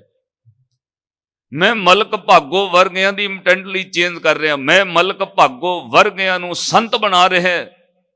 ਮੈਂ ਇੱਥੇ ਕੋਡੇ ਰਾਖਸ਼ ਵਰਗਿਆਂ ਦੀ ਵਿਰਤੀ ਬਦਲ ਰਿਹਾ। ਕਿਉਂ? ਇਹ ਧਰਤੀ ਕਿਤੇ ਗਰਕ ਨਾ ਜਾਏ। ਕੋਏ ਨਾ ਥੰਮੇ ਸਾਧ ਬੈਨ, ਸਾਧ ਨਾ ਦਿਸੈ ਜੱਗ ਵਿੱਚ ਕੋਆ। ਮੈਨੂੰ ਸਾਧ ਨਹੀਂ ਨਜ਼ਰ ਆ ਰਹੇ। ਧਰਤੀ ਸਾਧ ਤੋਂ ਬਗੈਰ ਟਿਕ ਨਹੀਂ ਸਕਦੀ, ਇਸ ਲਈ ਮੈਂ ਸਾਧ ਪੈਦਾ ਕਰਨੇ।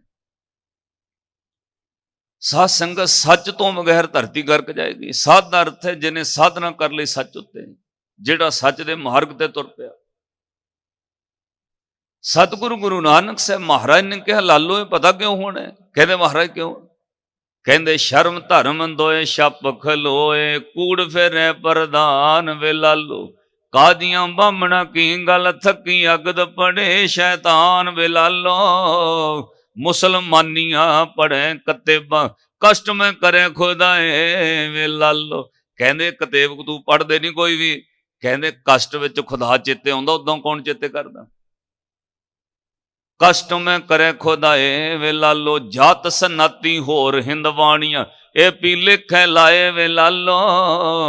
ਖੂਨ ਕੇ ਸੋਲੇ ਗਾਵੀਏ ਨਾਨਕ, ਰਤ ਕਾ ਕੁੰਗੂ ਪਾਏ ਵੇ ਲਾਲੋ। ਭਾਈ ਲਾਲੋ, ਇਹ ਹਸ਼ਰ ਪਤਾ ਕਿਉਂ ਹੋਣਾ? ਇਹ ਲੋਕ ਰੱਬ ਨੂੰ ਭੁੱਲ ਗਏ। ਕਮਸਾਨ ਦਾ ਉੱਥੇ ਕਤਲੇਆਮ ਹੋਇਆ। ਖੁਰਾਸਾਨ ਖਸਮਾਨਾ ਕੀਆ, ਹਿੰਦੁਸਤਾਨ ਡਰਾਇਆ। ਆਪੇ ਦੋਸ਼ ਨ ਦਈ ਕਰਤਾ, ਜਮ ਕਰ ਮੁਗਲ ਚੜਾਇਆ। ਇਤੀ ਮਾਰ ਪਈ ਕਰ ਲਾਣੇ, ਤੈਂ ਕੀ ਦਰਦ ਨ ਆਇਆ। ਸੱਚਮੁੱਚ ਸਾਧ ਸੰਗਤ, ਰਾਜਕੁਮਾਰਾਂ ਨੂੰ ਰੋਟੀ ਨਸੀਬ ਨਹੀਂ ਹੋਈ। ਜਦੋਂ ਬਾਬਰ ਨੇ ਹੱਲਾ ਬੋਲਿਆ, ਰੋਟੀ ਨੂੰ ਤਰਸਦੇ ਰਹਿ ਗਏ। ਬਾਬਰ ਬਾਣੀ ਫਿਰ ਗਈ। ਕੋਇਰ ਨਾ ਰੋਟੀ ਖਾਏ ਦਾ ਅਰਥ ਹੈ ਰਾਜਕੁਮਾਰਾਂ ਨੂੰ ਵੀ ਰੋਟੀ ਨਹੀਂ ਮਿਲੀ। ਆਮ ਬੰਦੇ ਦੀ ਗੱਲ ਛੱਡੋ। ਜਦੋਂ ਕਤਲੇਆਮ ਤੋਂ ਬਾਅਦ ਥੋੜਾ ਥੋੜਾ ਸਭ ਕੁਝ ਠੀਕ ਹੋ ਗਿਆ, ਬਾਬਰ ਦਾ ਰਾਜ ਹੋ ਗਿਆ, ਉਹਨੇ ਪਰਜਾ ਛੱਡ ਦਿੱਤੀ, ਲੋਕਾਂ ਨੂੰ ਛੱਡ ਦਿੱਤਾ ਲੁੱਟ ਕੇ। ਤੇ ਹੁਣ ਭਾਈ ਮਰਦਾਨਾ ਸ੍ਰੀ ਗੁਰੂ ਨਾਨਕ ਸਾਹਿਬ ਮਹਾਰਾਜ ਨੂੰ ਕਹਿੰਦਾ, ਮਹਾਰਾਜ ਆਹ ਰੱਬ ਨੇ ਚੰਗਾ ਨਹੀਂ ਕੀਤਾ। ਸਾਡੇ ਸਵਾਲ ਨੇ ਇਹ ਤੁਹਾਨੂੰ ਜਵਾਬ ਮਿਲ ਰਹੇ ਨੇ। ਅੱਜ ਜਿੰਨਾ ਦੌਰ ਕਰੋਨਾ ਦਾ ਲੰਘਿਆ, ਬਹੁਤ ਬੰਦੇ ਕਹਿੰਦੇ ਚੰਗਾ ਨਹੀਂ ਹੋਇਆ, ਬਹੁਤ ਬੰਦੇ ਕਹਿੰਦੇ ਨੇ ਮਾੜਾ ਹੋ ਰਿਹਾ। ਭਾਈ ਅਫਗਾਨਿਸਤਾਨ 'ਚ ਜੋ ਹੋਇਆ ਮਾੜਾ ਹੋਇਆ। ਹੁਣ ਤੁਹਾਨੂੰ ਇਸ ਚੀਜ਼ ਦਾ ਜਵਾਬ ਮਿਲੇਗਾ ਇੱਕੋ ਸ਼ਬਦ ਵਿੱਚ, ਕੁਝ ਵੀ ਮਾੜਾ ਨਹੀਂ ਹੋਇਆ। ਮਰਦਾਨੇ ਨੇ ਪੁੱਛਿਆ, ਮਹਾਰਾਜ ਰੱਬ ਨੇ ਚੰਗਾ ਨਹੀਂ ਕੀਤਾ, ਉਹਨੂੰ ਦਰਦ ਨਹੀਂ ਆਇਆ? ਇੰਨੇ ਲੋਕ ਮਹਾਰਾਜ ਕਤਲ ਕਰ ਦਿੱਤੇ। ਪਾਤਸ਼ਾਹ ਨੇ ਕਿਹਾ, ਮਰਦਾਨੇ ਜਿੰਨਾ ਸਾਡਾ ਫਰਜ਼ ਸੀ ਅਸੀਂ ਬਾਬਰ ਦੇ ਮੂੰਹ ਤੇ ਕਹਿ ਦਿੱਤਾ ਕਿ ਰਤਨ ਵਿਗਾੜ ਵਿਗੋਏ ਕੁੱਤੀ ਮੂੰਹਾਂ ਸਾਰ ਨਾ ਕਾਈ। ਉਹ ਤੂੰ ਚੰਦ ਛਿੱਲਣਾ ਰਾਜ ਦੀ ਖਾਤਰ ਰਤਨਾ ਵਰਗੇ ਸਰੀਰ ਤੋੜ ਕੇ ਰੱਖ ਦਿੱਤੇ। ਬਾਬਰ ਤੂੰ ਗਲਤ ਕੀਤਾ, ਪਰ ਜੋ ਬਾਬਰ ਤੋਂ ਕਰਵਾਇਆ ਰੱਬ ਨੇ। ਗੁਰੂ ਨਾਨਕ ਸਾਹਿਬ ਮਹਾਰਾਜ ਕਹਿੰਦੇ, ਮਰਦਾਨਿਆ ਉਹ ਠੀਕ ਹੋਇਆ, ਰੱਬ ਦੇ ਕੀਤੇ ਨੂੰ ਨਹੀਂ ਕਹਿ ਸਕਦੇ ਗਲਤ ਹੋਇਆ। ਕਹਿੰਦੇ ਮਹਾਰਾਜ ਚਲੋ ਮੰਨਿਆ ਕਿ ਰੱਬ ਦਾ ਨਾਮ ਨਹੀਂ ਸੀ ਇਹਨਾਂ ਨੂੰ ਚੇਤੇ। ਇਹ ਸੈਦਪੁਰੀਏ ਪਠਾਨ ਜ਼ਾਲਮ ਹੋ ਗਏ ਸੀ, ਰੱਬ ਨੂੰ ਭੁੱਲ ਗਏ ਸੀ, ਸ਼ਰਮ ਧਰਮ ਛਪ ਗਿਆ ਸੀ। ਮਹਾਰਾਜ ਸਾਰਿਆਂ ਦਾ ਥੋੜੀ ਛਪਿਆ, ਵਿੱਚ ਚੰਗੇ ਬੰਦੇ ਵੀ ਸੀ, ਉਹ ਵੀ ਵਿਚਾਰੇ ਮਾਰੇ ਗਏ। ਮਹਾਰਾਜ ਵਿੱਚ ਚੰਗੇ ਕਰਮ ਕਰਨ ਵਾਲੇ ਵੀ ਲੋਕ ਹੋਣਗੇ, ਜਿਨ੍ਹਾਂ ਦਾ ਕੋਈ ਦੋਸ਼ ਨਹੀਂ, ਉਹ ਗਰੀਬ ਬੰਦੇ ਵੀ ਨਾਲ ਮਾਰੇ ਗਏ। ਇਹ ਤੇ ਰੱਬ ਨੂੰ ਮਹਾਰਾਜ ਸੋਚਣਾ ਚਾਹੀਦਾ ਸੀ। ਇਹ ਫਿਰ ਮਾੜਿਆਂ ਦੇ ਨਾਲ ਚੰਗੇ ਬੰਦੇ ਵੀ ਵਿੱਚ ਮਾਰੇ ਗਏ। ਇਹ ਤੇ ਗਲਤ ਹੋਇਆ। ਬਾਬਰ ਨੇ ਬੰਦੇ ਲੱਭ ਕੇ ਥੋੜੀ ਮਾਰੇ ਨੇ, ਜਿਹੜਾ ਮਾੜਾ ਉਹਨੂੰ ਮਾਰਨਾ। ਮਹਾਰਾਜ ਉਹਨੇ ਚੰਗੇ ਵੀ ਨਾਲ ਵੜ ਦਿੱਤੇ। ਸ਼੍ਰੀ ਗੁਰੂ ਨਾਨਕ ਸਾਹਿਬ ਮਹਾਰਾਜ ਕਹਿਣਗੇ ਤੇ ਹੋਇਆ, ਪਰ ਮਰਦਾਨਿਆਂ ਇਹਦਾ ਜਵਾਬ ਤੈਨੂੰ ਸ਼ਾਮਾਂ ਤੱਕ ਦਵਾਂਗੇ। ਮਰਦਾਨੇ ਦਾ ਜਵਾਬ ਸ਼ਾਮਾਂ ਤੱਕ ਦਵਾਂਗੇ। ਇਹ ਤੇ ਹੋਇਆ ਕਿ ਮਾੜਿਆਂ ਨਾਲ ਚੰਗੇ ਮਾਰੇ ਗਏ ਨੇ, ਮਾੜਿਆਂ ਨਾਲ ਰਹਿਣ ਵਾਲੇ ਚੰਗੇ ਵਸਣ ਵਾਲੇ ਉਜੜ ਗਏ ਨੇ। ਇਹ ਤੇ ਹੋਇਆ, ਪਰ ਇਹਦਾ ਜਵਾਬ ਸ਼ਾਮਾਂ ਤੱਕ ਦਵਾਂਗੇ। ਭਾਈ ਮਰਦਾਨਾ ਚੁੱਪ ਕਰ ਗਏ। ਸਵੇਰ ਤੋਂ ਦੁਪਹਿਰ ਹੋ ਗਈ, ਗਰਮੀਆਂ ਦੇ ਦਿਨ ਸਨ। ਭੋਜਨ ਛਕ ਕੇ ਘੜੀ ਘੰਟਾ ਭਾਈ ਮਰਦਾਨਾ ਵੀ ਆਰਾਮ ਕਰ ਰਿਹਾ। ਸਤਿਗੁਰ ਸੱਚੇ ਪਾਤਸ਼ਾਹ ਜੀ ਵੀ ਵਿਚਰ ਰਹੇ ਨੇ। ਜਦੋਂ ਵੇਖਿਆ ਨਾ ਮਰਦਾਨਾ ਥੋੜੀ ਗੂੜੀ ਨੀਂਦ ਵਿੱਚ ਸੌਂ ਗਿਆ, ਉਦੋਂ ਸ੍ਰੀ ਗੁਰੂ ਨਾਨਕ ਸਾਹਿਬ ਮਹਾਰਾਜ ਨੇ ਭਾਈ ਲਾਲੋ ਨੂੰ ਕਿਹਾ, ਲਾਲੋ ਤੇਰੇ ਘਰ ਵਿੱਚ ਮਿੱਠਾ ਮਿਲ ਸਕਦਾ, ਕੋਈ ਗੁੜ ਸ਼ੱਕਰ? ਕਹਿੰਦੇ ਮਹਾਰਾਜ ਹੁਣੇ ਲਿਆਉਣਾ, ਸ਼ਾਇਦ ਖਾਣਾ ਹੋਣਾ। ਪਾਤਸ਼ਾਹ ਨੇ ਲਾਲੋ ਦੇ ਕੋਲੋਂ ਗੁੜ ਲੈ ਕੇ ਇਤਿਹਾਸ ਕਹਿੰਦਾ ਹੈ, ਥੋੜਾ ਜਿਹਾ ਭਾਈ ਮਰਦਾਨੇ ਦੇ ਪੈਰ ਉੱਤੇ ਲਾ ਦਿੱਤਾ, ਉਹ ਤੇ ਘੂਕ ਨੀਂਦ ਵਿੱਚ ਸੁੱਤਾ ਹੈ। 5-10 ਮਿੰਟਾਂ ਵਿੱਚ ਮਿੱਠੇ ਦੀ ਸੁਗੰਧ ਸੁੰਘ ਕੇ ਕੀੜੀਆਂ ਆ ਗਈਆਂ। 1 2 4 5 10 20 ਚਿੱਟੀਆਂ ਉਹ ਮਿੱਠੇ ਨੂੰ ਚਿੰਬੜ ਗਈਆਂ। ਹੁਣ ਮਿੱਠਾ ਖਾਂਦਿਆਂ ਖਾਂਦਿਆਂ ਕਿਸੇ ਇੱਕ ਕੀੜੀ ਨੇ ਭਾਈ ਮਰਦਾਨੇ ਦੇ ਪੈਰ ਉੱਤੇ ਕੱਟ ਲਿਆ, ਦੰਦੀ ਵੱਡੀ। ਨੀਂਦ ਵਿੱਚ ਸੁੱਤਾ ਇੱਕਦਮ ਜਾਗ ਗਿਆ, ਹੱਥ ਮਾਰਿਆ ਉਸ ਜਗ੍ਹਾ ਤੇ, ਕਿੰਨੀਆਂ ਕੀੜੀਆਂ ਮਾਰ ਦਿੱਤੀਆਂ। ਸਤਿਗੁਰੂ ਕੋਲ ਬੈਠੇ ਮੁਸਕਰਾ ਰਹੇ ਸਨ। ਕਹਿਣ ਲੱਗੇ, ਮਰਦਾਨਿਆਂ ਕੀ ਹੋਇਆ? ਕਹਿੰਦੇ, ਮਹਾਰਾਜ ਕੀੜੀ ਨੇ ਵੱਢ ਲਿਆ। ਤਾਂ ਸਤਿਗੁਰੂ ਮੁਸਕਰਾ ਕੇ ਕਹਿੰਦੇ, ਮਰਦਾਨਿਆਂ ਤੇਰੇ ਪੈਰ ਉੱਤੇ ਇੱਕ ਕੀੜੀ ਨੇ ਦੰਦੀ ਵੱਢੀ ਹੈ, ਦੇਖ ਤੂੰ ਕਿੰਨੀਆਂ ਮਾਰ ਦਿੱਤੀਆਂ। ਇਹ ਕਿਉਂ? ਕਹਿੰਦੇ, ਮਹਾਰਾਜ ਇਹ ਵੀ ਨਾਲ ਹੀ ਸੀ। ਪਾਤਸ਼ਾਹ ਨੇ ਕਿਹਾ, ਇਹੋ ਕੁਝ ਹੋਇਆ, ਮਾੜਿਆਂ ਨਾਲ ਜਿਹੜੇ ਰਹਿੰਦੇ ਸਨ ਉਹ ਵੀ ਮਾਰੇ ਗਏ। ਸਤਿਗੁਰਾਂ ਬਾਣੀ ਅੰਦਰ ਬਚਨ ਕਿਹਾ, ਭਗਤ ਕਬੀਰ ਸਾਹਿਬ ਦਾ ਬਚਨ ਹੈ, ਆਪਾਂ ਕੋਈ ਵੀ ਬਚ ਨਹੀਂ ਸਕਦੇ, ਨਾ ਤੁਸੀਂ ਸੁਣਨ ਵਾਲੇ ਨਾ ਮੈਂ ਕਹਿਣ ਵਾਲਾ। ਕੋਈ ਬੰਦਾ ਕਹੇ ਮੈਂ ਕਿਹੜਾ ਮਾੜਾ ਕਰਮ ਕੀਤਾ ਹੈ, ਉਦਾਂ ਜੀ ਉਹ ਠੀਕ ਹੈ, ਸਾਡਾ ਮਿੱਤਰ ਹੈ, ਮੈਂ ਕਿਹੜਾ ਕੋਈ ਮਾੜਾ ਕਰਮ ਕਰਨਾ ਹੈ, ਉਦਾਂ ਉਹਦੇ ਨਾਲ ਜਾਣਾ, ਉਹ ਮੇਰਾ ਦੋਸਤ ਹੈ, ਮੈਂ ਕਿਹੜਾ ਸ਼ਰਾਬ ਪੀਂਦਾ, ਵੱਖਰੀ ਗੱਲ ਹੈ, ਉਹ ਮੇਰੇ ਨਾਲ ਰਹਿੰਦਾ ਹੈ, ਅਸੀਂ ਕਿਹੜਾ ਮਾੜਾ ਕਰਮ ਕਰਦੇ ਹਾਂ, ਉਦਾਂ ਉਹ ਮਾੜੇ ਬੰਦਿਆਂ ਦੀ ਸਾਡੀ ਪਾਰਟੀ ਹੈ। ਸਾਧ ਸੰਗਤ ਇਹ ਗੱਲ ਦਾ ਸੁਚੇਤ ਰਹੋ। ਸਾਹਿਬ ਨੇ ਬਾਣੀ ਅੰਦਰ ਬਚਨ ਕਿਹਾ, ਲੇਖਾ ਪਾਪੀਆਂ ਕੋਲੋਂ ਵੀ ਪੁੱਛਣਾ, ਰੱਬ ਨੇ ਤੇਤੋਂ ਵੀ ਪੁੱਛਣਾ, ਤੂੰ ਨਾਲ ਕਿਉਂ ਬੈਠਾ ਸੀ? ਤੂੰ ਕਰਮ ਕੀਤਾ ਨਹੀਂ, ਪਰ ਤੂੰ ਨਾਲ ਤੇ ਜਾਂਦਾ ਸੀ ਨਾ। ਤੂੰ ਕਰਮ ਕੀਤਾ ਨਹੀਂ, ਤੂੰ ਨਾਲ ਤੇ ਸੀ। ਇਸ ਗੱਲ ਦਾ ਲੇਖਾ ਪੁੱਛਿਆ ਜਾਣਾ। ਤਾਈਓ ਸਾਹਿਬ ਨੇ ਕਿਹਾ, ਕਬੀਰ ਚਾਵਲ ਕਾਰਣੇ। ਫॉर ਐਗਜ਼ਾਮਪਲ ਦੇ ਕੇ ਸਮਝਾਇਆ, ਭਾਈ ਸਾਹਮਣੇ ਹੈ ਤੁਹਾਡੇ। ਕਹਿੰਦੇ ਇੱਕ ਚਾਵਲ ਕੱਢਣਾ ਹੋਵੇ ਨਾ, ਰਾਈਸ, ਚੌਲ ਜਿਹੜਾ ਝੋਨੇ ਚੋਂ, ਕਹਿੰਦੇ ਉਖਲੀ ਚ ਕੁੱਟ ਕੇ ਪਹਿਲਾਂ ਉਹਨੂੰ ਕੱਢਿਆ ਜਾਂਦਾ। ਭਾਈ ਉਹਦੇ ਤਾਂ 2 ਟੋਟੇ ਵੱਧ ਤੋਂ ਵੱਧ ਸੈਲਰ ਵਿੱਚ ਹੋ ਜਾਣਗੇ, ਪਰ ਜਿਹੜਾ ਉੱਪਰ ਤੁੱਖ ਲੱਗਿਆ ਹੋਇਆ ਉਹਨੂੰ ਤਾਂ ਪੀਸ ਕੇ ਬਰਦਾ ਬਣਾ ਦਿੰਦੇ ਨੇ ਉਹ ਗ੍ਰੈਂਡਰ 'ਚ। ਭਾਈ ਮਾੜਿਆਂ ਦਾ ਤਾਂ ਹਸ਼ਰ ਹੋਣਾ, ਨਾਲ ਰਹਿਣ ਵਾਲਿਆਂ ਦਾ ਵੀ ਹੋਣਾ। ਇਹ ਸਾਹਿਬ ਨੇ ਲਿਖ ਕੇ ਦਿੱਤਾ। ਕਹਿੰਦੇ, ਕਬੀਰ ਚਾਵਲ ਕਾਰਣੇ, ਪੜੋ ਤੁਖ ਕੋ ਮੋਹਲੀ ਲਾਏ, ਸੰਗ ਕੋ ਸੰਗੀ ਵੈਸਤੇ, ਤਬ ਪੁੱਛੈ ਧਰਮ ਰਾਏ। ਤੂੰ ਕਸੰਗੀ ਨਹੀਂ, ਪਰ ਕੁਸੰਗੀਆਂ ਦੇ ਨਾਲ ਬੈਠਾ, ਤੇ ਤੋਂ ਪੁੱਛਿਆ ਜਾਣਾ, ਲੇਖਾ ਲਿਆ ਜਾਣਾ। ਪੰਚਤੰਤਰ ਗ੍ਰੰਥ ਵਿੱਚ ਇੱਕ ਬੜੀ ਰੌਚਕ ਗੱਲ ਆਈ। ਕਹਿੰਦੇ ਨੇ, ਹੰਸ ਤੇ ਕਾਂ ਦੀ ਮਿੱਤਰਤਾ ਪੈ ਗਈ। ਇੱਕ ਟਾਹਣੀ ਉੱਤੇ ਹੰਸ ਆ ਕੇ ਬਹਿ ਗਿਆ, ਉੱਪਰੋਂ ਕਾਂ ਵੀ ਆ ਕੇ ਉੱਥੇ ਬਹਿ ਗਿਆ। ਉਹਨੇ ਕਿਹਾ, ਜੀ ਬੜਾ ਚਿੱਟਾ ਗੋਰਾ ਰੰਗ ਹੈ ਤੁਹਾਡਾ, ਕਿੱਥੇ ਦੇ ਪੰਛੀ ਹੋ? ਉਹਨੇ ਕਿਹਾ, ਬਈ ਸਾਨੂੰ ਹੰਸ ਕਹਿੰਦੇ ਨੇ। ਕਾਂ ਪੁੱਛਦਾ, ਕਿੱਥੇ ਰਹਿੰਦੇ ਹੋ? ਕਹਿਣ ਲੱਗਾ, ਮਾਨ ਸਰੋਵਰ ਤੇ ਰਹੀਦੇ। ਕੀ ਖਾਂਦੇ ਹੋ? ਉਹਨੇ ਕਿਹਾ, ਮੋਤੀ ਖਾਈਦੇ ਨੇ। ਹੁਣ ਉਹ ਕਾਂ ਕਹਿੰਦਾ, ਮੈਨੂੰ ਵੀ ਕਦੇ ਵਿਖਾ ਸਕਦੇ ਮਾਨ ਸਰੋਵਰ ਕਿੱਥੇ ਹੈ? ਜਿੱਥੇ ਰਹਿ ਕੇ ਇੰਨੀ ਸ਼ੁੱਧ ਖੁਰਾਕ ਖਾਂਦੇ ਹੋ, ਮੈਨੂੰ ਵੀ ਕਦੇ ਦਿਖਾਓ, ਮੈਨੂੰ ਵੀ ਕਿਤੇ ਨਾਲ ਲੈ ਜਾਓ। ਉਹਨਾਂ ਦੀ ਆਪਸ ਵਿੱਚ ਮਿੱਤਰਤਾ ਪੈ ਗਈ। ਕਹਿਣਗੇ, ਦੋਵੇਂ ਜਣੇ ਹੁਣ ਹੰਸ ਲੈ ਕੇ ਉੜ ਪਿਆ ਕਾਂ ਨੂੰ, ਚੱਲ ਵੀ ਚੱਲਦੇ, ਵਿਖਾਣਾ ਤੈਨੂੰ ਮਾਨ ਸਰੋਵਰ। ਹੰਸ ਦੀ ਉਡਾਰੀ ਲੰਬੀ ਹੈ, ਉਹ ਥੱਕਦਾ ਨਹੀਂ। ਕਾਂ ਛੇਤੀ ਥੱਕ ਗਿਆ, ਉਹਨੂੰ ਭੁੱਖ ਲੱਗ ਗਈ। ਕਾਂ ਨੇ ਕਿਹਾ, ਮੈਨੂੰ ਉਤਰਨਾ ਪੈਣਾ। ਉਹ ਦਰਖਤ ਤੇ ਉਤਰਿਆ, ਉਹਦੇ ਨਾਲ ਹੰਸ ਵੀ ਵਿਚਾਰਾ ਉਤਰ ਗਿਆ। ਕਹਿਣ ਲੱਗੇ, ਕਾਂ ਨੂੰ ਭੁੱਖ ਲੱਗੀ, ਹੁਣ ਉਹਨੇ ਖਾਣਾ ਕੀ ਸੀ? ਕਊਏ ਦੀ ਖੁਰਾਕ ਤੇ ਗੰਦਗੀ ਹੈ। ਉਹਨੇ ਗੰਦਗੀ ਲੱਭ ਕੇ ਚੁੰਝ ਮਾਰੀ, ਖਾਧਾ।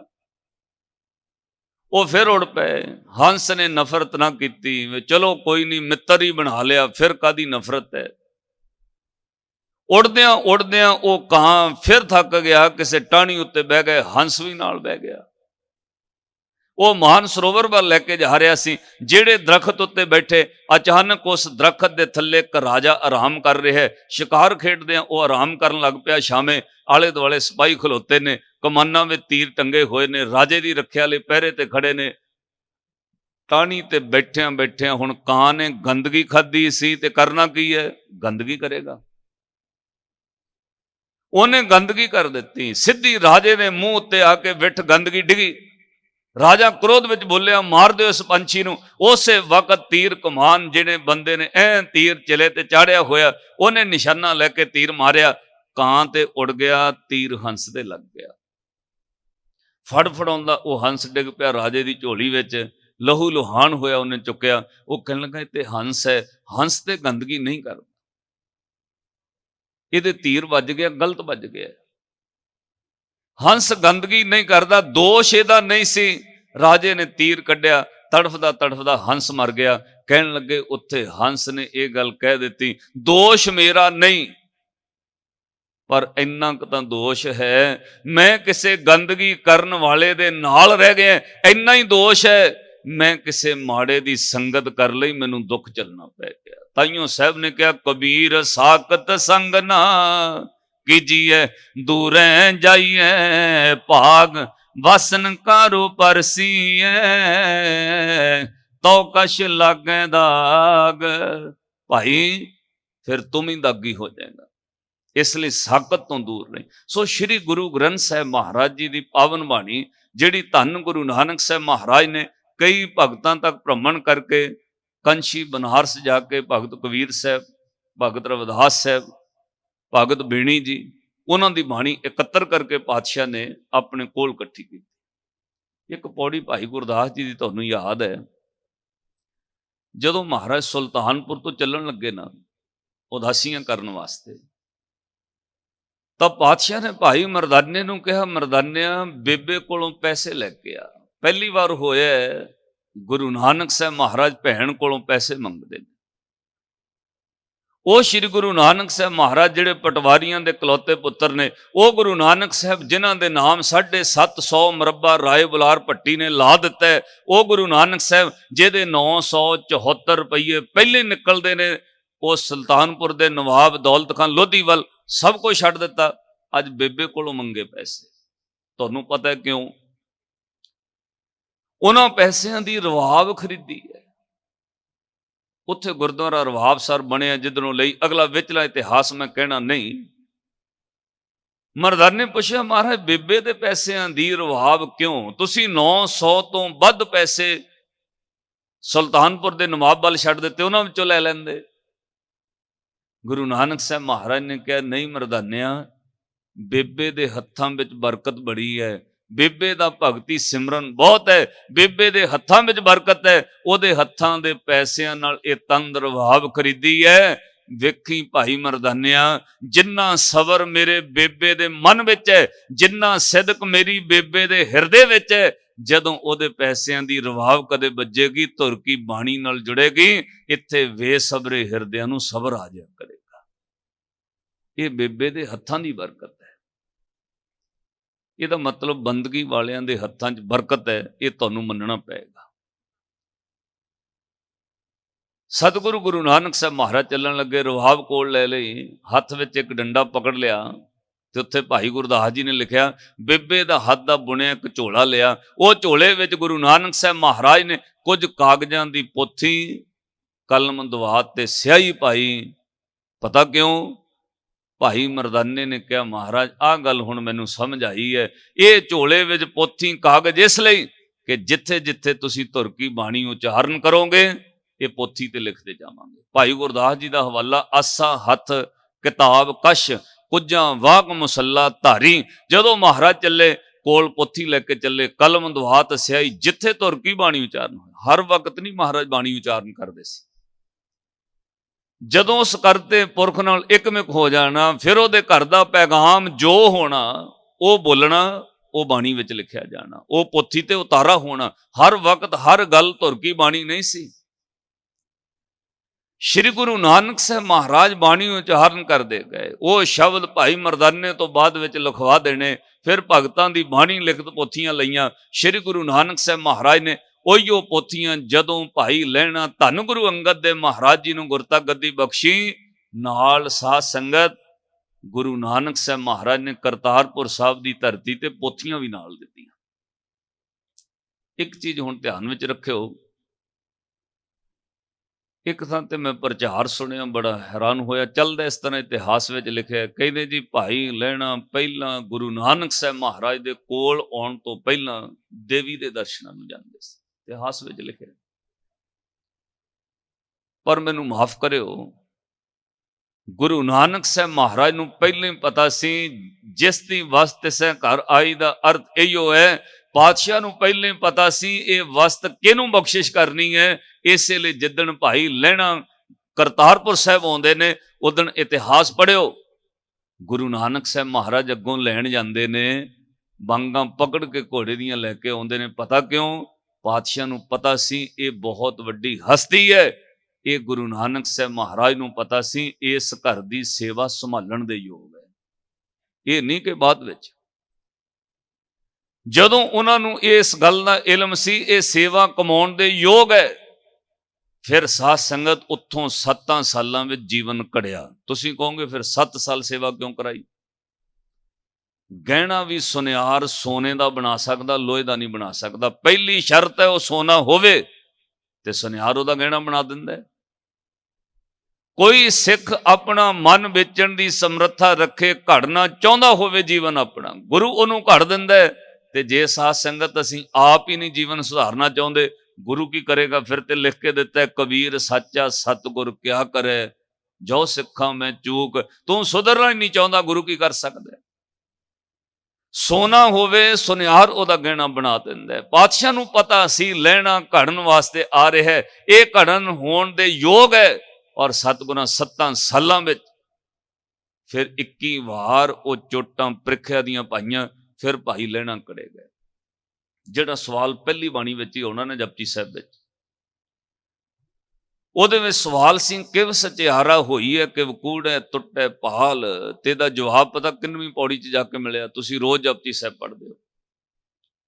ਜਦੋਂ ਗੱਲ ਸਚਿਆਰ ਹੋਣ ਦੀ ਆਈ, ਉਦੋਂ ਸਾਹਿਬ ਨੇ ਕਿਹਾ ਕੱਲਾ ਸੁਣਨ ਨਾਲ ਸਚਿਆਰ ਨਹੀਂ, ਸੁਣਨਾ ਚੰਗਾ, ਉਹਦੇ ਨਾਲ ਅੰਦਰ ਦੀ ਮਹਿਲ ਉਤਰੇਗੀ, ਸੁਣਨ ਨਾਲ ਤੁਸੀਂ ਨੇੜੇ ਹੋ ਜਾਓਗੇ, ਗਾਉਣ ਦੇ ਨਾਲ ਨੇੜੇ ਹੋ ਜਾਓਗੇ। ਰੋਜ਼ ਗੁਰੂ ਦੇ ਗੁਣ ਗਾਉਣੇ, ਬਾਣੀ ਪੜ੍ਹਨੀ, ਰੱਬ ਦੇ ਨੇੜੇ ਹੋ ਜਾਓਗੇ। ਇਹ ਬਹੁਤ ਚੰਗੀ ਗੱਲ ਹੈ, ਜੀਵਨ ਸੁਧਰਦਾ। ਪਰ ਗਾਉਣ ਤੇ ਸੁਣਨ ਦੇ ਨਾਲ ਸਾਧ ਸੰਗਤ ਸਚਿਆਰ ਪੂਰੀ ਤਰ੍ਹਾਂ 100% ਨਹੀਂ ਹੋਈਦਾ। ਮਹਾਰਾਜ ਫਿਰ ਕਿਵੇਂ ਹੋਣਾ? ਸਤਿਗੁਰਾਂ ਜਾ ਕੇ 14ਵੀਂ ਪੌੜੀ ਤੋਂ ਬਾਅਦ ਜਵਾਬ ਦਿੱਤਾ, ਜਿੱਥੇ ਕਹਿੰਦੇ ਜੇ ਕੋ ਬੁੱਝੈ ਹੋਵੇ ਸਚਿਆਰ, ਕਿਵ ਸਚਿਆਰਾ ਹੋਈ ਹੈ। ਤੇ ਜਵਾਬ ਕਿੱਥੇ ਆ? ਜੇ ਕੋ ਬੁੱਝੈ ਹੋਵੇ ਸਚਿਆਰ, ਧਵਲੇ ਉੱਪਰ ਕੀਤਾ ਪਾਰ। ਬੁੱਝੇ ਦਾ ਅਰਥ ਹੈ ਗਾਵਿਆ ਸੁਣਿਆ ਤਿਨ ਕਾ ਹਰ ਥਾਏ ਪਾਵੇ। ਕਿਹਦਾ? ਜਿਨ ਸਤਿਗੁਰ ਕੀ ਆਗਿਆ ਸਤ ਸਤ ਕਰ ਮੰਨੀ। ਜਿਹਨੇ ਗੁਰੂ ਦਾ ਹੁਕਮ ਸਤ ਕਰਕੇ ਮੰਨ ਲਿਆ, ਮੋਰਿਓਂ ਇੱਕ ਵਾਰ ਵੀ ਆਰਗੂਮੈਂਟ ਨਹੀਂ ਕੀਤਾ, ਫਿਰ ਕੀ ਹੋਇਆ ਜੇ ਖਾ ਲਿਆ? ਫਿਰ ਕੀ ਹੋਇਆ ਜੇ ਉੱਥੇ ਚਲੇ ਗਏ? ਫਿਰ ਕੀ ਹੋਇਆ ਜੇ ਇਦਾਂ ਕਰ ਲਿਆ? ਨਹੀਂ, ਗੁਰੂ ਦੇ ਕਹੇ ਉੱਤੇ ਇੱਕ ਵੀ ਮੋਰੇ ਆਰਗੂਮੈਂਟ ਨਹੀਂ। ਜੋ ਗੁਰ ਕਹੇ ਸੋਈ ਭਲ ਮੰਨੋ, ਹਰ ਹਰ ਕਥਾ ਨਿਰਾਲੀ। ਜੋ ਗੁਰੂ ਕਵੇ ਉਸੇ ਵਕਤ ਮੰਨ ਜਾਏ। ਇੱਕੋ ਹੀ ਉਦਾਹਰਨ ਮੈਂ ਦੇਣੀ ਹੈ। ਕਰਤਾਰਪੁਰ ਸਾਹਿਬ ਦੀ ਧਰਤੀ ਤੇ ਮਹਾਰਾਜ ਨੇ ਸੇਵਾ ਕਰਦੇ ਆ ਭਾਈ ਲਹਿਣਾ ਜੀ ਨੂੰ ਕਿਹਾ, ਕਹਿੰਦੇ ਬੇਟਾ ਚਾਦਰਾਂ ਧੋਣ ਵਾਲੀਆਂ ਸਨ, ਧੋ ਲਿਆਣੀਆਂ ਸੀ। ਕਹਿੰਦੇ ਮਹਾਰਾਜ 7 ਬਚਨ। ਕਹਿੰਦੇ ਨੇ ਚਾਦਰਾਂ ਧੋਣ ਚਲੇ ਗਏ ਘਾਟ ਤੇ, ਕਰਤਾਰਪੁਰ ਦੇ ਘਾਟ ਉੱਤੇ ਚਾਦਰਾਂ ਧੋਤੀਆਂ, ਧੋ ਕੇ ਸੁਕਾ ਕੇ ਧੁੱਪੇ ਤਹਿ ਲਾ ਕੇ ਵਾਪਸ ਮੁੜ ਆਏ। ਜਦੋਂ ਵਾਪਸ ਆਏ ਬਾਬਾ ਬੁੱਢਾ ਸਾਹਿਬ ਮੋਹਰੇ ਮਿਲ ਪਏ। ਕਹਿੰਦੇ ਲੈਣਾ ਜੀ ਸਵੇਰ ਦੇ ਨਜ਼ਰ ਨਹੀਂ ਆਏ, ਕਿੱਥੇ ਗਏ ਸੋ? ਕਹਿੰਦੇ ਜੀ ਚਾਦਰਾਂ ਧੋਣ ਗਿਆ ਸੀ। ਬਾਬਾ ਬੁੱਢਾ ਬੋਲੇ, ਕਹਿੰਦੇ ਇਹ ਚਾਦਰਾਂ ਤਾਂ ਕੱਲ ਧੋਤੀਆਂ ਨੇ, ਇੱਕ ਦਿਨ ਵਿੱਚ ਕਿਹੜੀਆਂ ਮੈਲੀਆਂ ਹੋ ਗਈਆਂ? ਕੱਲ ਹੀ ਤੇ ਧੋਤੀਆਂ ਸੀ। ਉਹ ਕਹਿਣ ਲੱਗੇ ਮੈਨੂੰ ਨਹੀਂ ਪਤਾ। ਇੰਨੇ ਨੂੰ ਸ੍ਰੀ ਗੁਰੂ ਨਾਨਕ ਸਾਹਿਬ ਮਹਾਰਾਜ ਆ ਗਏ ਤੇ ਪਾਤਸ਼ਾਹ ਕਹਿੰਦੇ ਨੇ ਕੀ ਹੋਇਆ? ਬਾਬੇ ਬੁੱਢੇ ਨੇ ਕਿਹਾ ਮਹਾਰਾਜ ਲਹਿਣੇ ਵਿਚਾਰੇ ਨੂੰ ਚੰਗੇ ਕੰਮ ਲਾਇਆ, ਇਹ ਚਾਦਰਾਂ ਕੱਲ ਹੀ ਧੋਤੀਆਂ ਸਨ, ਅੱਜ ਤੁਸੀਂ ਫਿਰ ਧੋਣ ਤੋਰ ਦਿੱਤਾ। ਉਦਾਂ ਦਾ ਲਹਿਣੇ ਜਿਹੜਾ ਸਵੇਰ ਤੋਂ ਚਾਦਰਾਂ ਫਿਰ ਧੋਣ ਚਲਾ ਗਿਆ। ਸ੍ਰੀ ਗੁਰੂ ਨਾਨਕ ਸਾਹਿਬ ਮਹਾਰਾਜ ਨੇ ਬੜੀ ਬਰੀਕ ਪ੍ਰੀਖਿਆ ਪਾਈ। ਪਾਤਸ਼ਾਹ ਨੇ ਬੜਾ ਗੰਭੀਰ ਹੋ ਕੇ ਕਿਹਾ, ਕਹਿੰਦੇ ਲੈਣਿਆ ਜੇ ਚਾਦਰਾਂ ਕੱਲ ਧੋਤੀਆਂ ਸੀ ਬੇਟਾ ਦੱਸ ਦੇਣਾ ਸੀ ਕੱਲ ਧੋਤੀਆਂ। ਇੱਥੇ ਕੋਈ ਵੀ ਭੁਲੇਖਾ ਖਾ ਸਕਦਾ ਹੈ। ਪਤਾ ਜੇ ਕਿਉਂ? ਦੱਸਣ ਵਿੱਚ ਅਸੀਂ ਬਹੁਤ ਖੁਸ਼ ਹੋਈਦਾ। ਕੋਈ ਮੇਰੇ ਤੋਂ ਪੁੱਛੇ ਤੇ ਸਹੀ, ਦੱਸਣ ਵਿੱਚ ਬੰਦਾ ਖੁਸ਼ ਹੁੰਦਾ ਹੈ। ਕਈ ਵਾਰ ਸਵਾਲ ਪੁੱਛ ਕੇ ਲੋਕ ਉੱਤਰ ਦੱਸਣਾ ਚਾਹੁੰਦੇ ਨੇ। ਉਹਦਾ ਸਵਾਲ ਪੁੱਛਣ ਦਾ ਮਕਸਦ ਹੀ ਇਹ ਹੁੰਦਾ ਹੈ ਕਿ ਮੈਂ ਦੱਸਾਂ। ਦੱਸਣ ਵਿੱਚ ਬਹੁਤ ਖੁਸ਼, ਹਰ ਬੰਦਾ ਦੱਸ ਕੇ ਬੜਾ ਖੁਸ਼ ਹੁੰਦਾ ਹੈ। ਕੁਝ ਗੱਲਾਂ ਵੈਸੇ ਦੱਸ ਵੀ ਦੇਣੀਆਂ ਚਾਹੀਦੀਆਂ। ਇੱਕ ਦੋ ਤਾਂ ਨੋਰਮਲ ਗੱਲਾਂ ਨੇ ਨਾ, ਤੁਸੀਂ ਰਾਹ ਜਾਂਦੇ ਆ ਤੇ ਲੋਕਾਂ ਨੂੰ ਦੱਸਦੇ ਰਹਿੰਦੇ ਹੋ, ਆਹ ਮਾੜਾ ਜਿਹਾ ਮੋਟਰਸਾਈਕਲ ਦਾ ਸਟੈਂਡ ਚੁੱਕ ਲਾ ਭਾਈ, ਇਹ ਤੇ ਦੱਸਦੇ ਹੀ ਰਹਿੰਦੇ ਹੋ ਇੱਕ ਦੂਜੇ ਨੂੰ, ਔਰ ਤੁਹਾਨੂੰ ਖੁਸ਼ੀ ਵੀ ਮਿਲਦੀ ਦੱਸਣ ਵਿੱਚ। ਪਰ ਧਾਰਮਿਕ ਦੁਨੀਆ ਵਿੱਚ ਵੀ ਬੰਦਾ ਚਾਹੁੰਦਾ ਹੈ ਮੇਰੇ ਤੋਂ ਕੋਈ ਪੁੱਛੇ, ਮੈਂ ਉਹਨੂੰ ਦੱਸਾਂ। ਜਦੋਂ ਗੁਰੂ ਨਾਨਕ ਸਾਹਿਬ ਮਹਾਰਾਜ ਨੇ ਇੰਨਾ ਬਰੀਕ ਪੇਪਰ ਕਰ ਦਿੱਤਾ, ਕਹਿਣ ਲੱਗੇ ਲੈਣਿਆ ਜੇ ਚਾਦਰਾਂ ਧੋਤੀਆਂ ਸੀ ਬੇਟਾ ਦੱਸ ਦੇਣਾ ਸੀ ਧੋਤੀਆਂ ਨੇ। ਇੱਥੇ ਹੁਣ ਪੱਕਾ ਹੀ ਕੋਈ ਫੇਲ ਹੋ ਸਕਦਾ ਹੈ। ਪਤਾ ਕਿਉਂ? ਜੇ ਗੁਰੂ ਨੂੰ ਦੱਸਣ ਲੱਗ ਪਏ ਮਹਾਰਾਜ ਕੱਲ ਧੋਤੀਆਂ ਨੇ, ਇਹਦਾ ਮਤਲਬ ਤੁਸੀਂ ਫੇਲ ਹੋ ਗਏ। ਤੈਨੂੰ ਇਹ ਗੱਲ ਭੁੱਲ ਗਈ ਕਿ ਘਟ ਘਟ ਕੇ ਅੰਤਰ ਕੀ ਜਾਣਤ, ਭਲੇ ਬੁਰੇ ਕੀ ਪੀਰ। ਉਹਨੂੰ ਤਾਂ ਸਭ ਪਤਾ ਹੈ, ਉਹਨੂੰ ਕੀ ਦੱਸਣਾ ਹੈ? ਤੈਨੂੰ ਭੁਲੇਖਾ ਪੈ ਗਿਆ ਕਿ ਗੁਰੂ ਅੰਤਰਜਾਮੀ ਹੈ, ਇਹ ਤੈਨੂੰ ਭੁੱਲ ਗਿਆ। ਤੂੰ ਦੱਸਣ ਲੱਗ ਪਿਆ ਮਹਾਰਾਜ ਕੱਲ ਧੋਤੀਆਂ ਨੇ। ਪਰ ਭਾਈ ਲਹਿਣਾ ਧੰਨ ਗੁਰੂ ਅੰਗਦ ਸਾਹਿਬ ਮਹਾਰਾਜ 100% ਪਾਸ ਹੋ ਗਏ। ਜਦੋਂ ਪਾਤਸ਼ਾਹ ਨੇ ਕਿਹਾ ਲੈਣਿਆ ਦੱਸ ਦੇਣਾ ਸੀ ਚਾਦਰਾਂ ਧੋਤੀਆਂ ਨੇ, ਅੱਗੋਂ ਬੋਲੇ ਨਹੀਂ, ਹੱਥ ਜੋੜ ਕੇ ਸਿਰ ਝੁਕਾ ਕੇ ਖਲੋ ਗਏ। ਪਾਤਸ਼ਾਹ ਨੇ ਕਿਹਾ ਲੈਣਾ ਬੋਲਦਾ ਨਹੀਂ, ਬੋਲ। ਅੱਖਾਂ ਵਿੱਚੋਂ ਹੰਝੂ ਕਰ ਰਹੇ ਸਨ। ਹਜ਼ੂਰ ਨੇ ਕਿਹਾ ਇੰਨਾ ਹੀ ਕਿਹਾ, ਤੂੰ ਰੋਣ ਕਿਉਂ ਲੱਗ ਗਿਆ? ਰਹਿਣ ਲੈਣਿਆ ਦੱਸ, ਜੇ ਚਾਦਰਾਂ ਧੋਤੀਆਂ ਸੀ ਤੂੰ ਦੱਸ ਦੇਣਾ ਸੀ ਕੱਲ ਧੋਤੀਆਂ ਨੇ। ਅੱਗੋਂ ਹੁਣ ਜਵਾਬ ਸੁਣਿਓ। ਮਨ ਵਿਰਾਗ 'ਚ ਭਰਿਆ, ਅੱਖਾਂ ਹੰਝੂਆਂ ਨਾਲ ਭਰੀਆਂ ਸਨ। ਹੱਥ ਜੋੜ ਕੇ ਕਿਹਾ ਸਤਿਗੁਰੂ, ਜਿਹੜੀਆਂ ਚਾਦਰਾਂ ਗੁਰੂ ਨਾਨਕ ਦੀ ਨਜ਼ਰ ਵਿੱਚ ਧੋਣ ਵਾਲੀਆਂ ਹੋਣ, ਮੈਂ ਕਿਵੇਂ ਕਹਿਦਾ ਧੋਤੀਆਂ ਹੋਈਆਂ? ਜਿਹੜੀਆਂ ਚਾਦਰਾਂ ਗੁਰੂ ਨਾਨਕ ਦੀ ਨਜ਼ਰ ਵਿੱਚ ਮੈਲੀਆਂ ਹੋਣ, ਤੁਸੀਂ ਕਿਹਾ ਚਾਦਰਾਂ ਧੋਣ ਵਾਲੀਆਂ ਸੀ ਬੇਟਾ, ਧੋ ਲਿਆਣੀਆਂ ਸੀ, ਮੈਂ ਕਿਵੇਂ ਕਹਿਦਾ ਕੱਲ ਧੋਤੀਆਂ ਨੇ? ਜਿਹੜੀਆਂ ਚਾਦਰਾਂ ਗੁਰੂ ਦੀ ਨਜ਼ਰ ਵਿੱਚ ਮੈਲੀਆਂ ਨੇ, ਸਿੱਖ ਕਿਵੇਂ ਕਹਦੇ ਉਹ ਧੋਤੀਆਂ ਹੋਈਆਂ? ਇਹਨੂੰ ਕਹਿੰਦੇ ਜੇ ਕੋ ਬੁੱਝੈ ਹੋਵੇ ਸਚਿਆਰ, ਧਵਲੇ ਉੱਪਰ ਕੀਤਾ ਭਾਰ। ਜਿੱਦਣ ਸਿੱਖੀ ਕੋਈ ਬੁੱਝ ਲੈਂਦਾ ਉਦਣ ਗੁਰੂ ਸਚਿਆਰ ਕਰ ਦਿੰਦਾ। ਧੁਰ ਕੀ ਬਾਣੀ, ਧੰਨ ਸ਼੍ਰੀ ਗੁਰੂ ਗ੍ਰੰਥ ਸਾਹਿਬ ਮਹਾਰਾਜ ਦੀ ਬਾਣੀ ਜਦੋਂ ਗੁਰੂ ਅਰਜਨ ਦੇਵ ਮਹਾਰਾਜ ਤੱਕ 4 ਪਾਤਸ਼ਾਹੀਆਂ ਦੀਆਂ ਪੋਥੀਆਂ ਭਗਤਾਂ ਦੀ ਬਾਣੀ ਪਹੁੰਚ ਗਈ, ਉਦੋਂ ਗੁਰੂ ਗ੍ਰੰਥ ਸਾਹਿਬ ਦੀ ਬਾਣੀ ਅਚਾਨਕ ਸੰਪਾਦਨ ਕਰਨ ਦੀ ਕੀ ਲੋੜ ਪੈ ਗਈ? ਪਹਿਲੇ ਪਾਤਸ਼ਾਹ ਵੀ ਚਲਾ ਰਹੇ ਸਨ, ਨਾ ਗੁਰੂ ਅੰਗਦ ਦੇਵ ਮਹਾਰਾਜ ਨੇ ਸੰਪਾਦਨਾ ਕੀਤੀ, ਨਾ ਗੁਰੂ ਅਮਰਦਾਸ ਮਹਾਰਾਜ ਜੀਆਂ ਨੇ। ਲੰਬਾ ਸਮਾਂ ਗੁਰੂ ਅਮਰਦਾਸ ਮਹਾਰਾਜ ਗੁਰਤਾ ਗੱਦੀ ਤੇ ਰਹੇ, ਘੱਟੋ ਘੱਟ ਤਕਰੀਬਨ 20-21 ਸਾਲ ਸਤਿਗੁਰੂ ਗੁਰੂ ਅਮਰਦਾਸ ਮਹਾਰਾਜ ਗੁਰਤਾ ਗੱਦੀ ਤੇ ਰਹੇ। 21 ਤੋਂ 22 ਸਾਲ ਦਾ ਸਮਾਂ ਬਣਦਾ ਜੇ ਤੁਸੀਂ 74 ਤੋਂ ਜੋੜੋਗੇ। 22 ਸਾਲ ਦੇ ਕਰੀਬ ਗੁਰਤਾ ਗੱਦੀ ਤੇ ਰਹਿ ਕੇ ਵੀ ਗੁਰੂ ਅਮਰਦਾਸ ਮਹਾਰਾਜ ਨੇ ਸੰਪਾਦਨਾ ਨਹੀਂ ਕੀਤੀ ਗੁਰੂ ਗ੍ਰੰਥ ਸਾਹਿਬ ਜੀ। ਸ਼੍ਰੀ ਗੁਰੂ ਰਾਮਦਾਸ ਮਹਾਰਾਜ ਚਲੋ 7 ਸਾਲ ਗੁਰਤਾ ਗੱਦੀ ਤੇ ਰਹੇ, ਸੰਪਾਦਨਾ ਉਹਨਾਂ ਨੇ ਵੀ ਨਹੀਂ ਕੀਤੀ। ਸ਼੍ਰੀ ਗੁਰੂ ਅਰਜਨ ਦੇਵ ਮਹਾਰਾਜ ਨੇ ਗੁਰੂ ਗ੍ਰੰਥ ਸਾਹਿਬ ਦੀ ਬੀੜ ਕਿਉਂ ਸੰਪਾਦਨਾ ਕੀਤੀ? ਬੀੜ ਦਾ ਅਰਥ ਹੁੰਦਾ ਜੋੜਨਾ, ਜਿਹੜੇ ਸ਼ਬਦ ਜੋੜ ਦਿੱਤੇ ਜਾਣ, ਬੀੜ ਦਿੱਤੇ ਜਾਣ।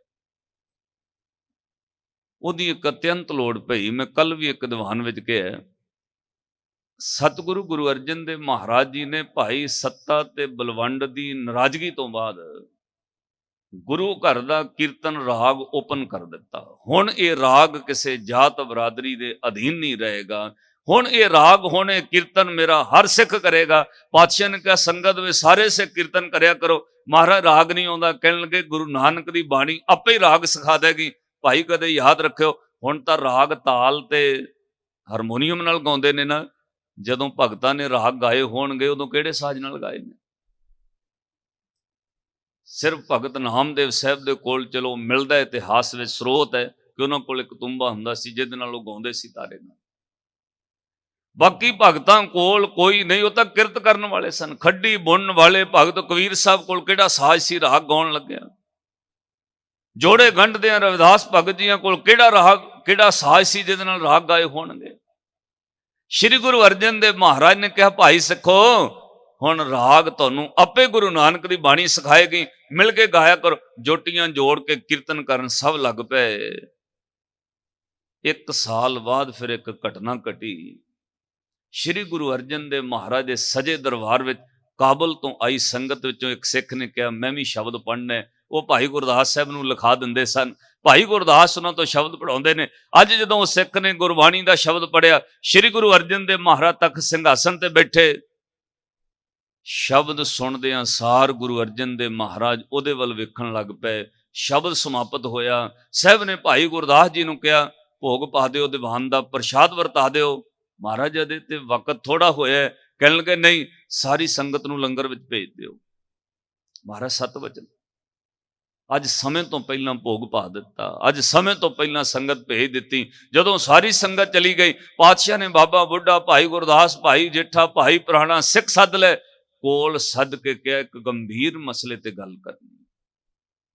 ਇੱਕ ਨੁਕਤਾ ਕੌਮ ਭੁੱਲਦੀ ਜਾ ਰਹੀ ਹੈ। ਮੈਂ ਕਈਆਂ ਥਾਵਾਂ ਤੇ ਬੇਨਤੀ ਕੀਤੀ, ਉਹ ਕਦੇ ਨਾ ਭੁੱਲਿਓ, ਗੁਰੂ ਨੇ ਪੰਜ ਪ੍ਰਥਾ ਤੋਰੀ ਹੈ। ਕਿਸੇ ਵੀ ਗੱਲ ਦੀ ਸਲਾਹ ਕਰਨੀ, ਪੰਜ ਸਿੱਖ ਇਕੱਠੇ ਹੋ ਕੇ ਕਰਿਓ। ਕੱਲੇ ਸਿੱਖ ਨੂੰ ਕੋਈ ਪ੍ਰਵਾਨਗੀ ਨਹੀਂ। ਕੱਲੇ ਦਾ ਕੀਤਾ ਫੈਸਲਾ ਅਧੂਰਾ ਹੋ ਸਕਦਾ ਹੈ, ਬਹੁ ਗਿਣਤੀ ਦਾ ਫੈਸਲਾ ਕੀਤਾ ਕੁਰਾਹੇ ਪਾ ਸਕਦਾ ਹੈ। ਮੈਨੂੰ ਮਾਫ ਕਰਿਓ। ਜਿਹੜਾ ਆ ਪ੍ਰਥਾ ਚੱਲ ਪਈ ਨਾ, ਐਵੇਂ ਲੋਕਾਂ ਦੀਆਂ ਵੋਟਾਂ ਲੈਣ ਵਾਸਤੇ, ਲਓ ਜੀ ਜੋ ਸੰਗਤ ਫੈਸਲਾ ਕਰੇਗੀ ਉਹ ਮੰਨਿਆ ਜਾਏਗਾ। ਸੰਗਤ ਦਾ ਦਰਜਾ ਵੱਡਾ ਹੈ, ਪਰ ਜੇ ਤੁਸੀਂ ਕਹੋ ਕੋਈ ਫੈਸਲਾ 1000 ਬੰਦਾ ਕਰੇ, ਉਹ ਨਹੀਂ ਜੇ ਹੋਣ ਵਾਲਾ। ਉਹ ਕੱਲ ਕਲੇਸ਼ ਪੈਣਾ, ਵਿੱਚੋਂ ਕੋਈ ਕੁਝ ਵੀ ਕਹਿ ਸਕਦਾ ਹੈ। ਸੰਗਤ ਵਿੱਚੋਂ 5 ਸਿੱਖ ਚੁਣ ਲੈਣੇ ਚਾਹੀਦੇ ਨੇ। ਇਹ ਪ੍ਰਥਾ ਹੈ ਪੰਥ ਦੀ। 5 ਜਣੇ ਬਹਿ ਕੇ ਇਮਾਨਦਾਰੀ ਨਾਲ ਫੈਸਲਾ ਕਰਨ, ਫੈਸਲਾ ਹੋ ਜਾਂਦਾ ਹੈ। ਜਦੋਂ ਹਜ਼ਾਰਾਂ ਦੇ ਹਵਾਲੇ ਕਰੋਗੇ ਨਹੀਂ ਹੋਏਗਾ। ਆ ਤੁਹਾਡੇ ਸਾਹਮਣੇ ਜੋ ਹੋ ਰਿਹਾ ਹੈ ਉਹਨੂੰ ਮੈਂ ਵਿਆਖਿਆ ਨਹੀਂ ਕਰਾਂਗਾ। ਇਹ ਬਹੁ ਗਿਣਤੀ ਦੇ ਰੌਲੇ ਕਰਕੇ ਹੋਇਆ ਹੈ, ਜਾਂ ਫਿਰ ਕੱਲੇ ਦੇ ਫੈਸਲੇ ਕਰਕੇ ਹੋਇਆ। ਜਦੋਂ ਕਿਸੇ ਕੱਲੇ ਨੇ ਕਹਿ ਦਿੱਤਾ ਐਦਾਂ ਹੋਣਾ ਤਾਂ ਪੰਥ ਵਿੱਚ ਰੌਲਾ ਪੈ ਰਿਹਾ, ਜਾਂ ਫਿਰ ਬਹੁ ਗਿਣਤੀ ਕਰਕੇ। ਇਸ ਲਈ ਕੱਲੇ ਦਾ ਫੈਸਲਾ ਪ੍ਰਵਾਨ ਨਹੀਂ ਕਿ ਕੋਈ ਬੰਦਾ ਕੱਲਾ ਹੀ ਪਰਚੀ ਭੇਜੇ, ਜੋ ਆ ਗਿਆ ਉਹ ਹੋਣਾ ਨਹੀਂ। ਸ਼੍ਰੀ ਗੁਰੂ ਅਰਜਨ ਦੇਵ ਮਹਾਰਾਜ ਸਮਰੱਥ ਗੁਰੂ ਨੇ, ਤਾਂ ਵੀ 5 ਸਿੱਖ ਸੱਦੇ ਨੇ। ਇਹਦਾ ਹਵਾਲਾ ਇੱਕ ਤੁਹਾਨੂੰ ਹੋਰ ਮਿਲ ਜਾਏਗਾ। ਸ਼ਬਦ ਆਏਗਾ, ਸੁਲਹੀ ਤੇ ਨਾਰਾਇਣ ਰਾਖ। ਉਹ ਤੋਂ ਪਹਿਲਾਂ ਸ਼ਬਦ ਆਉਂਦਾ, ਪ੍ਰਥਮੇ ਮਤਾ ਕੇ ਪੱਤਰੀ ਚਲਾਵੋ, ਦੁਤੀਆ ਮਤਾ ਦੋਇ ਮਨੁੱਖ ਬਚਾਵੋ। ਉੱਥੇ ਗੁਰੂ ਨੇ ਮਤਾ ਪਕਾਇਆ ਸਿੱਖ ਸੱਦ ਕੇ। ਗੁਰੂ ਤਾਂ ਸਮਰੱਥ ਹੈ। ਅੱਜ ਪਾਤਸ਼ਾਹ ਨੇ ਸਿੱਖ ਸੱਦ ਕੇ ਕਿਹਾ, ਭਾਈ ਗੁਰਦਾਸ ਜੀ ਦੀਵਾਨ ਪਤਾ ਕਿਉਂ ਰੋਕਿਆ? ਮਹਾਰਾਜ ਕਿਉਂ? ਕਹਿਣ ਲੱਗੇ, ਉਹ ਸਿੱਖ ਨੂੰ ਬੁਲਾਓ ਜਿਹਨੇ ਸ਼ਬਦ ਪੜਿਆ। ਲੰਗਰ ਵਿੱਚੋਂ ਉਹਨੂੰ ਲੱਭ ਕੇ ਲਿਆਂਦਾ। ਪਾਤਸ਼ਾਹ ਨੇ ਸੰਗਤ ਵਿੱਚ ਰੌਲਾ ਨਹੀਂ ਪਾਇਆ। ਇੱਥੇ ਤਾਂ ਮਾੜੀ ਜਿਹੀ ਗੱਲ ਹੋ ਜਾਏ, ਸੰਗਤ ਵਿੱਚ ਰੌਲਾ ਪੈ ਜਾਂਦਾ। ਸੰਗਤ ਨੂੰ ਛੱਡੋ, ਆ ਕਲੇਸ਼ ਬੁੱਕ ਉੱਤੇ ਤਾਂ ਜਦੇ ਪੈ ਜਾਂਦਾ ਨਾ। ਇਹਦਾ ਤਾਂ ਨਾਮ ਹੀ ਕਲੇਸ਼ ਬੁੱਕ ਹੈ। ਜਿਹਦਾ ਨਹੀਂ ਵੀ ਕਲੇਸ਼ ਪੈਣਾ ਹੁਣੇ ਪੈ ਜਾਣਾ। ਤੁਸੀਂ ਪਾ ਕੇ ਵੇਖੋ ਨੈਟ ਉੱਤੇ, ਇੰਨਾ ਹੀ ਪਾ ਦਿਓ, ਵਿਆਹ ਭਾਈ ਸਾਹਿਬ ਕਹਿੰਦੇ ਵੇ ਜੀ ਸੰਗਤ ਦਾ ਫੈਸਲਾ ਨਹੀਂ ਕਦੇ ਸਹੀ ਲੈ। ਇੰਨੀ ਗੱਲ ਤੋਂ ਕਲੇਸ਼ ਪੈਣਾ, ਵਿਚਲੀ ਗੱਲ ਕੋਈ ਸਮਝੇ ਭਾਵੇਂ ਨਾ ਸਮਝੇ। ਇਸ ਲਈ ਇਹਦਾ ਨਾਮ ਹੀ ਕਲੇਸ਼ ਬੁੱਕ ਹੈ। ਇਹ ਤੋਂ ਜਿੰਨਾ ਦੂਰ ਰਹੋਗੇ ਚੰਗੇ ਰਹੋਗੇ। ਸ਼੍ਰੀ ਗੁਰੂ ਅਰਜਨ ਦੇਵ ਮਹਾਰਾਜ ਨੇ ਕਿਹਾ, ਦੀਵਾਨ ਕਿਉਂ ਰੋਕਿਆ? ਭਾਈ ਗੁਰਦਾਸ ਜੀ ਜਾਓ ਸਿੱਖ ਨੂੰ ਸੱਦ ਕੇ ਲਿਆਓ। ਸੰਗਤ ਵਿੱਚ ਨਹੀਂ ਕਿਹਾ, ਇਕੱਲੇ ਨੂੰ ਸੱਦ ਲਿਆਂਦਾ। ਜਦੋਂ ਸੱਦ ਕੇ ਲਿਆਂਦਾ, ਹਜ਼ੂਰ ਨੇ ਬਿਠਾ ਕੇ ਪਿਆਰ ਨਾਲ ਕਿਹਾ, ਬੇਟਾ ਜਿਹੜਾ ਤੁਸੀਂ ਸ਼ਬਦ ਪੜ੍ਹਿਆ ਕਿੱਥੋਂ ਸਿੱਖਿਆ? ਉਹਨੇ ਕਿਹਾ, ਮਹਾਰਾਜ ਸਾਡੇ ਕਾਬਲ ਦੇ ਨਗਰ ਧਰਮਸ਼ਾਲ ਦੇ ਅੰਦਰ ਮਹਾਰਾਜ ਜੀ ਰੋਜ਼ ਸ਼ਬਦ ਪੜ੍ਹੀ ਦੇ, ਸਿੱਖਾਂ ਕੋਲੋਂ ਸਿੱਖਿਆ। ਸ਼੍ਰੀ ਗੁਰੂ ਅਰਜਨ ਦੇਵ ਮਹਾਰਾਜ ਬੋਲੇ, ਅੱਜ ਤੋਂ ਬਾਅਦ ਇਹ ਸ਼ਬਦ ਨਹੀਂ ਪੜ੍ਹਨਾ ਬੇਟਾ। ਇਹ ਸ਼ਬਦ ਧੁਰ ਕੀ ਬਾਣੀ ਦਾ ਨਹੀਂ, ਇਹ ਕਿਸੇ ਨੇ ਮਿਲਾਵਟ ਕੀਤੀ ਹੈ। ਇਹ ਸ਼ਬਦ ਗੁਰੂ ਨਾਨਕ ਸਾਹਿਬ ਦਾ ਨਾਮ ਲਾ ਕੇ ਮਿਲਾਵਟ ਹੋ ਗਈ ਹੈ। ਇਹ ਸ਼ਬਦ ਨਹੀਂ ਪੜ੍ਹਨਾ। ਉਸੇ ਵਕਤ ਹੁਕਮ ਜਾਰੀ ਕੀਤਾ, ਚਿੱਠੀਆਂ ਘੱਲੋ, ਜਿੱਥੇ ਜਿੱਥੇ ਧਰਮਸ਼ਾਲਾ ਵਿੱਚ ਪੋਥੀਆਂ ਗੁਟਕੇ ਨੇ ਵਾਪਸ ਮੰਗਾਓ। ਉਹਨਾਂ ਪੋਥੀਆਂ ਵਿੱਚ ਮਿਲਾਵਟ ਕਰ ਦਿੱਤੀ। ਕਿਹਨੇ? ਬਾਬੇ ਪ੍ਰਿਥੀ ਚੰਦ ਦੇ ਪੁੱਤਰ ਬਾਬੇ ਮਿਹਰਬਾਨ। ਪੁੱਤਰ ਮਿਹਰਬਾਨ ਪ੍ਰਿਥੀ ਏਕਾ ਕਰੇ ਕਵਿਸ਼ਰੀ। ਉਹਨੇ ਤੁਕਾਂ ਜੋੜ ਜੋੜ ਕੇ 1 2 4 ਤੁਕਾਂ ਮੈਂ ਇੱਕ ਦਿਨ ਸੁਣਾਈਆਂ ਵੀ, ਤੁਹਾਡੇ ਮੂੰਹ ਤੇ ਚੜੀਆਂ ਨੇ। ਲੋਕ ਕਹਿੰਦੇ ਰਹਿੰਦੇ, ਨਾਮ ਖੁਮਾਰੀ ਨਾਨਕਾ ਚੜੀ ਰਹੇ ਦਿਨ ਰਾਤ। ਇਹ ਧੁਰ ਕੀ ਬਾਣੀ ਦਾ ਸ਼ਬਦ ਨਹੀਂ ਹੈ, ਏਦਾਂ ਹੀ ਜੋੜਿਆ। ਇੱਕ ਪੰਕਤੀ ਪਹਿਲਾਂ ਅਸੀਂ ਵੀ ਭੁਲੇਖੇ ਵਿੱਚ ਰਹੇ। ਜਦੋਂ ਪਾਠ ਸਿੱਖਣਾ ਸ਼ੁਰੂ ਕੀਤਾ ਤੇ ਪਹਿਲੇ ਪਾਠੀ ਐ ਪੜ੍ਹਦੇ, ਜਦੋਂ ਲੰਗਰ ਛਕਣਾ ਉਹਨਾਂ ਕਹਿਣਾ, ਆ ਵੀ ਅਰਦਾਸ ਵਿੱਚ ਕਹਿਣਾ, ਸਖੀ ਦੇ ਸੰਤੋਖੀ ਖਾਏ ਕਹੋ ਨਾਨਕ ਦਰਦੀ ਦਰ ਸਮਾਏ। ਇਹ ਧੁਰ ਕੀ ਬਾਣੀ ਦਾ ਸ਼ਬਦ ਹੀ ਨਹੀਂ ਹੈ। ਇਹ ਤਾਂ ਬਾਣੀ ਵਿੱਚ ਹੈ ਹੀ ਨਹੀਂ ਕਿਤੇ। ਤੁਹਾਨੂੰ ਸੁਣ ਕੇ ਐਂ ਲੱਗੇਗਾ ਬਾਣੀ ਦੀ ਪੰਕਤੀ। ਜਦੋਂ ਗੁਰੂ ਅਰਜਨ ਦੇਵ ਮਹਾਰਾਜ ਨੇ ਕਿਹਾ ਮਿਲਾਵਟ ਹੋ ਗਈ ਹੈ, ਤਤ ਛਿਨ ਸਾਰੇ ਕੰਮ ਛੱਡ ਦਿੱਤੇ ਗਏ। ਚਿੱਠੀਆਂ ਭੇਜ ਕੇ ਪੋਥੀਆਂ ਵਾਪਸ ਮੰਗਾਈਆਂ। ਬਾਣੀ ਵਿੱਚੋਂ ਮਿਲਾਵਟ ਦੇ ਅੱਖਰ ਕੱਢ ਕੇ ਉਹ ਪੋਥੀਆਂ ਦਾ ਸੰਸਕਾਰ ਕਰ ਦਿੱਤਾ ਗਿਆ। ਪਰਤ ਕੇ ਸ੍ਰੀ ਗੁਰੂ ਅਰਜਨ ਦੇਵ ਮਹਾਰਾਜ ਨੇ ਸੰਪਾਦਨਾ ਸ਼ੁਰੂ ਕੀਤੀ। ਰਾਗ ਵੱਧ ਫਿਰ ਗੁਰੂ ਗ੍ਰੰਥ ਸਾਹਿਬ ਦੀ ਬਾਣੀ ਇੱਕ ਇੱਕ ਸ਼ਬਦ ਜੋੜ ਨਾਲ ਲਿਖਿਆ। ਤੁਸੀਂ ਪੜੋਗੇ, ਆਸਾ ਕਾਫੀ ਮਹੱਲਾ ਚੌਥਾ ਅਸ਼ਟਪਦੀਆਂ 16 ਹੀ ਹੋਣਗੀਆਂ, 17 ਨਹੀਂ ਹੋਣਗੀਆਂ। ਅਖੀਰ ਤੇ ਜਾ ਕੇ ਟੋਟਲ ਦਿੱਤਾ। ਫਿਰ ਉੱਥੇ ਲਿਖਿਆ ਹੋਏਗਾ 8 ਦਾ ਅਰਥ ਹੈ ਅਸ਼ਟਪਦੀ, ਨਾਲ 16, ਫਿਰ ਕੌਮਾ ਬੰਦ। ਇੱਥੇ 16 ਅਸ਼ਟਪਦੀਆਂ ਹੋ ਗਈਆਂ, ਨਾਲ ਇੱਕ ਅੱਖਰ ਹੋਰ ਲਿਖਿਆ ਹੋਣਾ 300 200 400। ਕੀ ਲਿਖਿਆ? ਉਹਦਾ ਭਾਵ ਹੈ ਇੱਥੋਂ ਤੱਕ ਆਸਾ ਰਾਗ ਦੇ 400 ਸ਼ਬਦ ਹੋ ਗਏ, ਤਾਂ ਜੋ ਵਿੱਚ ਕੋਈ ਅੱਖਰ ਦੀ ਮਿਲਾਵਟ ਨਾ ਕਰ ਸਕੇ। ਸ਼੍ਰੀ ਗੁਰੂ ਅਰਜਨ ਦੇਵ ਮਹਾਰਾਜ ਨੇ ਸ਼੍ਰੀ ਗੁਰੂ ਗ੍ਰੰਥ ਸਾਹਿਬ ਮਹਾਰਾਜ ਦੀ ਪਾਵਨ ਬੀੜ ਫਿਰ ਰਾਗਬੱਧ ਕੀਤੀ, ਸੰਪਾਦਨਾ ਕੀਤੀ, ਬਾਣੀ ਅੱਖਰ ਇੱਕ ਇੱਕ ਰਾਗ ਨਾਲ ਜੋੜਿਆ। ਔਰ ਹੁਣ ਸਭ ਤੋਂ ਕਮਾਲ ਦੀ ਗੱਲ ਇਹ ਕਹਿ ਕੇ ਮੈਂ ਸਮਾਪਤੀ ਕਰਨੀ, ਅਗਲਾ ਪ੍ਰਸੰਗ ਇੱਥੋਂ ਕੱਲ ਸ਼ੁਰੂ ਕਰਾਂਗੇ। ਜਦੋਂ ਗੁਰੂ ਗ੍ਰੰਥ ਸਾਹਿਬ ਜੀ ਦੀ ਸੰਪਾਦਨਾ ਹੋਈ, ਗੁਰੂ ਗ੍ਰੰਥ ਸਾਹਿਬ ਦੀ ਆਰੰਭਤਾ ਕਿਸੇ ਰਾਗ ਤੋਂ ਨਹੀਂ ਹੋਈ। ਗੁਰੂ ਗ੍ਰੰਥ ਸਾਹਿਬ ਮਹਾਰਾਜ ਦੀ ਆਰੰਭਤਾ ਵਿੱਚ ਕੋਈ ਰਾਗ ਨਹੀਂ ਹੈ। ਗੁਰੂ ਗ੍ਰੰਥ ਸਾਹਿਬ ਮਹਾਰਾਜ ਦੀ ਆਰੰਭਤਾ ਵਿੱਚ ਕੋਈ ਮਹੱਲਾ ਨਹੀਂ ਹੈ ਕਿ ਮਹੱਲਾ ਪਹਿਲਾ, ਦੂਜਾ, ਤੀਜਾ, ਚੌਥਾ, ਕੁਛ ਨਹੀਂ। ਈਵਨ ਇੱਥੋਂ ਤੱਕ ਪਾਤਸ਼ਾਹ ਨੇ ਕਿਰਪਾ ਕੀਤੀ, ਤੁਸੀਂ ਦਰਸ਼ਨ ਕਰੋਗੇ ਜਲਦ ਤੋਂ। ਇੱਕ ਤੇ ਤੁਹਾਨੂੰ ਹੱਥ ਜੋੜ ਕੇ ਮੈਂ ਬੇਨਤੀ ਕਰਦਾ, ਤੁਸੀਂ ਪੜ੍ਹੇ ਲਿਖੇ ਹੋ, ਆ ਜ਼ਿੰਦਗੀ ਹਯਾਤੀ ਆਪਾਂ ਨੂੰ ਜੀਵਨ ਮਿਲਿਆ, ਇੱਕ ਅਰਦਾਸ ਕਰਿਓ, ਇਸ ਰਹਿੰਦੀ ਜ਼ਿੰਦਗੀ ਵਿੱਚ ਇੱਕ ਵਾਰ ਗੁਰੂ ਗ੍ਰੰਥ ਸਾਹਿਬ ਦੇ ਦਰਸ਼ਨ ਹਰ ਸਿੱਖ ਨੂੰ ਕਰਨੇ ਚਾਹੀਦੇ ਨੇ। ਭਾਵ ਸਹਿਜ ਪਾਠ ਪੜ੍ਹੋ, ਭਾਵੇਂ 2 ਅੰਗ 3 ਅੰਗ ਰੋਜ਼ ਕਰੋ, ਇੱਕ ਵਾਰ ਆਪਣੀ ਜ਼ਿੰਦਗੀ 'ਚ ਗੁਰੂ ਗ੍ਰੰਥ ਸਾਹਿਬ ਦੇ ਸਹਿਜ ਨਾਲ ਦਰਸ਼ਨ ਕਰ ਲਓ, ਬਾਣੀ ਪੜ੍ਹ ਕੇ। ਜਦੋਂ ਆਰੰਭ ਜਿਲਦ ਤੋਂ ਦਰਸ਼ਨ ਕਰੋਗੇ, ਉੱਥੇ ਲਿਖਿਆ ਹੋਏਗਾ ਆਦਿ ਸਾਹਿਬ ਸ਼੍ਰੀ ਗੁਰੂ ਗ੍ਰੰਥ ਸਾਹਿਬ ਜੀ, ਤੇ ਥੱਲੇ ਲਿਖਿਆ ਇਹ ਬੀੜ ਦਮਦਮੀ ਬੀੜ ਨਾਲ ਮਿਲਾ ਕੇ ਲਿਖੀ ਗਈ ਹੈ। ਉਸ ਤੋਂ ਬਾਅਦ ਅਗਲੇ ਪੇਜ ਤੇ ਅੰਗ ਤੇ ਆਇਓ, ਉੱਥੇ ਹੋਣਾ ਤਤਕਰਾ। ਤਤਕਰੇ ਦੀ ਵਿਆਖਿਆ ਆਪਾਂ ਕੱਲ ਕਰਾਂਗੇ।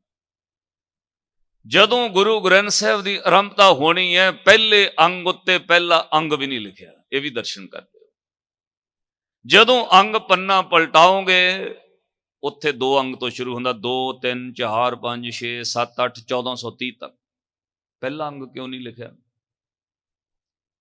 ਪਹਿਲਾ ਕਾਲਮ ਖਾਲੀ ਛੱਡਿਆ, ਜਿੱਥੇ ਜਪਜੀ ਸਾਹਿਬ ਆਰੰਭ ਹੁੰਦਾ ਹੈ। ਗੁਰੂ ਗ੍ਰੰਥ ਸਾਹਿਬ ਦੇ ਉੱਪਰ ਹੈਡਿੰਗ ਤੇ ਪਹਿਲਾ ਕਾਲਮ ਬਿਲਕੁਲ ਕੋਰਾ ਖਾਲੀ ਹੈ। ਸਿੱਧੀ ਸ਼ੁਰੂਆਤ ਹੋਈ ਗੁਰੂ ਗ੍ਰੰਥ ਸਾਹਿਬ ਜੀ ਦੀ, ਇੱਕ ਓੰਕਾਰ ਸਤਿਨਾਮ ਪੜੋ, ਇੱਕ ਓੰਕਾਰ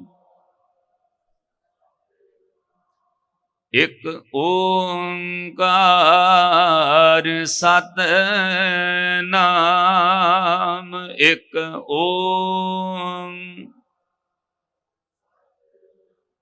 ਕਰਤਾ ਪੁਰਖ ਨਿਰਭਉ ਨਿਰਵੈਰ, ਕਰਤਾ ਪੁਰਖ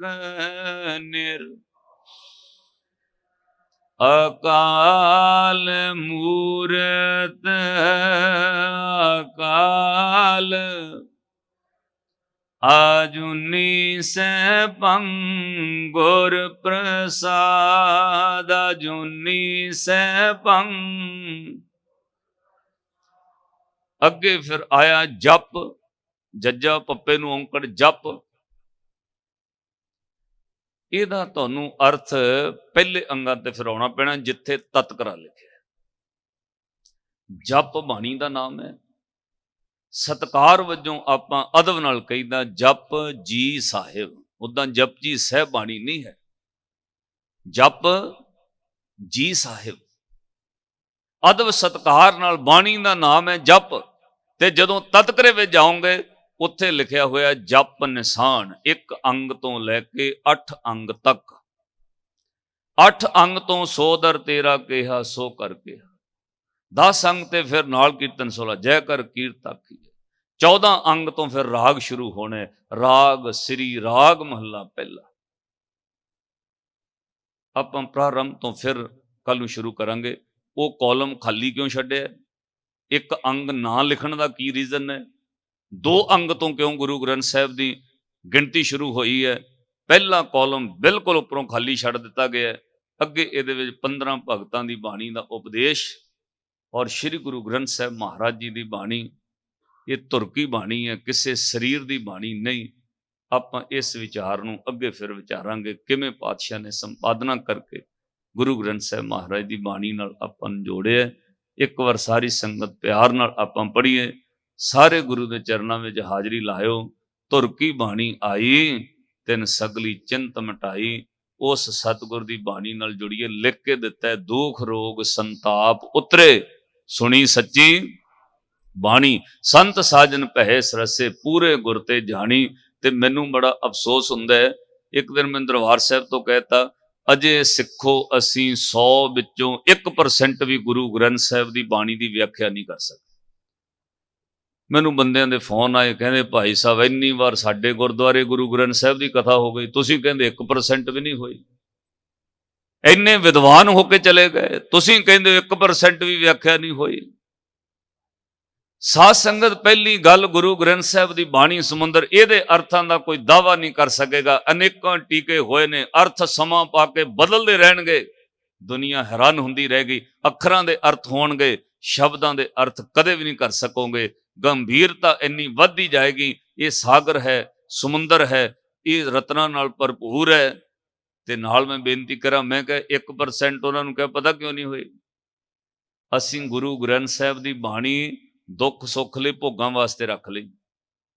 ਅਸੀਂ ਗੁਰੂ ਗ੍ਰੰਥ ਸਾਹਿਬ ਦੀ ਬਾਣੀ ਮੱਥਾ ਟੇਕਣ ਤੱਕ ਰਹਿ ਗਏ। ਅਸੀਂ ਗੁਰੂ ਗ੍ਰੰਥ ਸਾਹਿਬ ਮਹਾਰਾਜ ਦੀ ਬਾਣੀ ਨੂੰ ਡੀਪਲੀ ਸਮਝ ਨਹੀਂ ਸਕੇ। ਜਿੱਦਣ ਬਾਣੀ ਨੂੰ ਸਮਝੋਗੇ, ਸਭ ਤੋਂ ਪਹਿਲਾਂ ਤੁਹਾਡੇ ਭਰਮ ਨਾਸ਼ ਹੋਣਗੇ। ਮਾਫ ਕਰਿਓ, ਇੰਨਾ ਪੜ੍ਹਿਆ ਲਿਖਿਆ ਯੁੱਗ ਹੈ, ਅਜੇ ਵੀ ਰੌਲਾ ਪੈਂਦਾ ਹੈ। ਜੇ ਕੋਈ ਸ਼ਨੀਵਾਰੀ ਕੇਸ ਨਾ ਲੈ ਨਾ ਬੀਬੀ, ਲੈ ਸਿਆਣੀਆਂ ਬੁੜੀਆਂ ਰੌਲਾ, ਅੱਜ ਤਾਂ ਸ਼ਨੀਵਾਰ ਸੀ, ਤੂੰ ਕਿਉਂ ਕੇਸ ਧੋ ਲੈ? ਅਜੇ ਵੀ ਵਹਿਮ ਭਰਮ ਹੈ। ਅੱਧ ਨਾਲੋਂ ਵੱਧ ਲੋਕ ਗੁਰੂ ਗ੍ਰੰਥ ਸਾਹਿਬ ਨੂੰ ਮੱਥਾ ਟੇਕਣ ਵਾਲੇ, ਮਾਫ ਕਰਿਓ, ਅਜੇ ਵੀ ਧਾਗੇ, ਤਵੀਤ ਤੇ ਨਿੰਬੂਆਂ ਦੇ ਸਹਾਰੇ ਚੱਲਦੇ ਨੇ।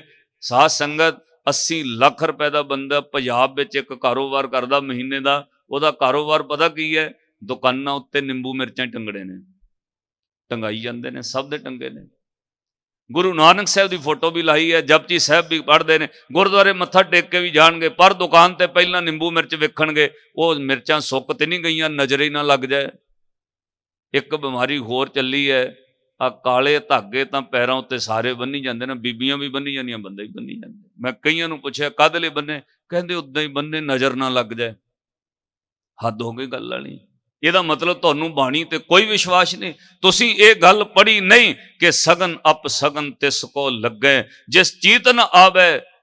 ਅਨੇਕਾਂ ਦੁੱਖਾਂ ਸੁੱਖਾਂ 'ਚ ਵਿਆਹ ਸ਼ਾਦੀਆਂ ਤੇ ਪਾਠ ਕਰਵਾ ਲੈ, ਇਹ ਗੱਲ ਅਜੇ ਸੁਣੀ ਨਹੀਂ। ਫਿਰ ਕਿਵੇਂ ਕਹੋਗੇ ਵੀ % ਵਿਆਖਿਆ ਹੋ ਗਈ ਇੰਨੀ? ਅਜੇ ਤਾਂ ਸਮਝ ਹੀ ਨਹੀਂ ਆਈ। ਹਰ ਮਹੀਨੇ ਸੁਣਿਆ, ਪਰ ਸਾਨੂੰ ਸਮਝ ਨਹੀਂ ਆਇਆ ਕਿ ਦਿਨ ਕੋਈ ਮਾੜਾ ਨਹੀਂ, ਮਹਾਂ ਦਿਵਸ ਮੂਰਤ ਭਲੇ ਜਿਸ ਕੋ ਨਦਰ ਕਰੇ। ਨਹੀਂ ਸਮਝੇ, ਫਿਰ ਵੀ ਕਹਿੰਦੇ ਆ ਇਹ ਮੰਗਲੀਕ ਹੈ, ਅੱਜ ਮੰਗਲਵਾਰ ਹੈ, ਅੱਜ ਸ਼ਨੀਵਾਰ ਹੈ। ਸਿੱਖਾਂ ਨੂੰ ਨਹੀਂ ਇਹ ਸੋਚਣਾ ਚਾਹੀਦਾ।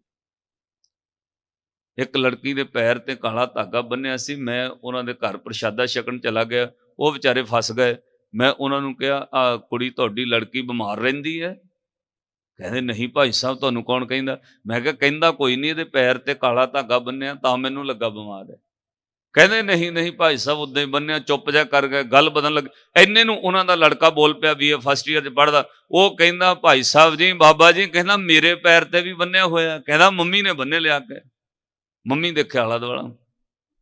ਮੈਂ ਕਿਹਾ ਭੈਣ ਜੀ ਗੁਰਦੁਆਰੇ ਜਾਂਦੇ ਹੋ? ਕਹਿੰਦੀ ਭਾਈ ਸਾਹਿਬ ਜਿੱਥੇ ਤੁਸੀਂ ਕਥਾ ਕੀਤੀ ਨਾਲੇ ਹੀ ਤਾਂ ਹੈ ਸਾਡੇ ਘਰ, ਅਸੀਂ ਤਾਂ ਰੋਜ਼ ਜਾਈਦਾ। ਮੈਂ ਕਿਹਾ ਫਿਰ ਗੁਰਦੁਆਰੇ ਜਾਣ ਦਾ ਕੀ ਫਾਇਦਾ? ਫਿਰ ਕੀ ਸੁਣਿਆ? ਫਿਰ ਬਾਣੀ ਪੜ੍ਹਨ ਦਾ ਕੀ ਫਾਇਦਾ? ਫਿਰ ਕਿਉਂ ਗੁਰੂ ਗ੍ਰੰਥ ਸਾਹਿਬ ਮਹਾਰਾਜ ਕੋਲ ਜਾਂਦੇ ਹੋ? ਜੇ ਤੁਹਾਨੂੰ ਇਹੋ ਭੁਲੇਖਾ ਹੈ ਕਿ ਧਾਗਿਆਂ ਨਾਲ ਹੀ ਸ਼ਾਇਦ ਬਚਾਅ ਹੋਣਾ, ਫਿਰ ਬਾਣੀ ਪੜ੍ਹਨ ਦਾ ਕੀ ਲਾਭ? ਤੁਸੀਂ ਸੁਣਿਆ ਨਹੀਂ ਕਿ ਦੁੱਖ ਰੋਗ ਸੰਤਾਪ ਪੁੱਤਰੇ ਸੁਣੀ ਸੱਚੀ ਬਾਣੀ? ਤੁਸੀਂ ਕਾਲੇ ਧਾਗੇ ਕਿਉਂ ਬੰਨ ਲਏ? ਮੈਨੂੰ ਪਤਾ ਸੀ ਉਹਨਾਂ ਤੇ ਅਸਰ ਘੱਟ ਹੋਣਾ।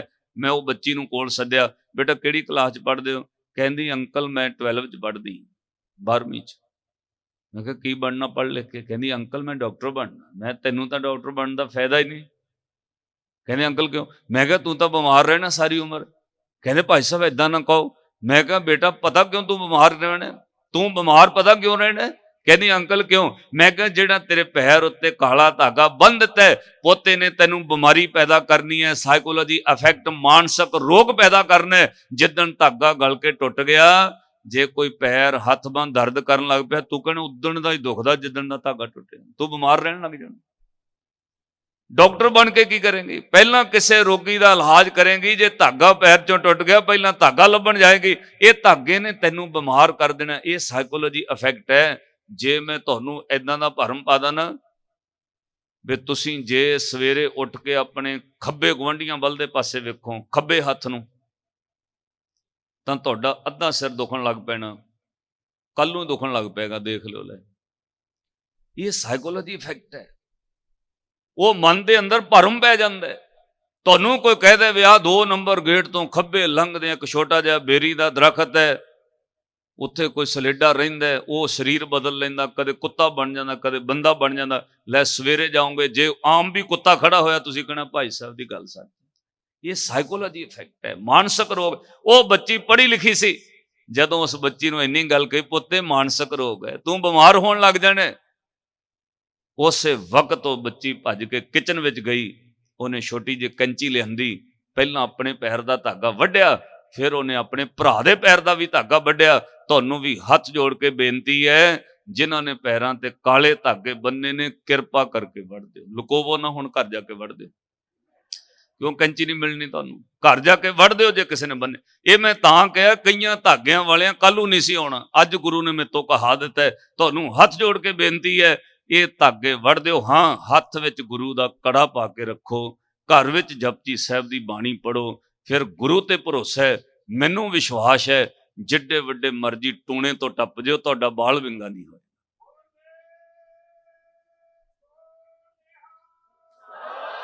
ਕਿਉਂਕਿ ਸਾਧ ਸੰਗਤ ਬਾਣੀ ਤੁਹਾਡੇ ਨਾਲ ਰਹਿਣ ਲੱਗ ਪੈਂਦੀ ਹੈ। ਗੁਰੂ ਗ੍ਰੰਥ ਸਾਹਿਬ ਦੀ ਬਾਣੀ ਤੁਹਾਡੀ ਹਿਫਾਜ਼ਤ ਕਰਦੀ ਹੈ। ਇਹ ਚੌਗਿਰਦ ਹਮਾਰੇ ਰਾਮ ਕਾਰ, ਪੜੋ ਦੁੱਖ ਲੱਗੇ ਨਾ।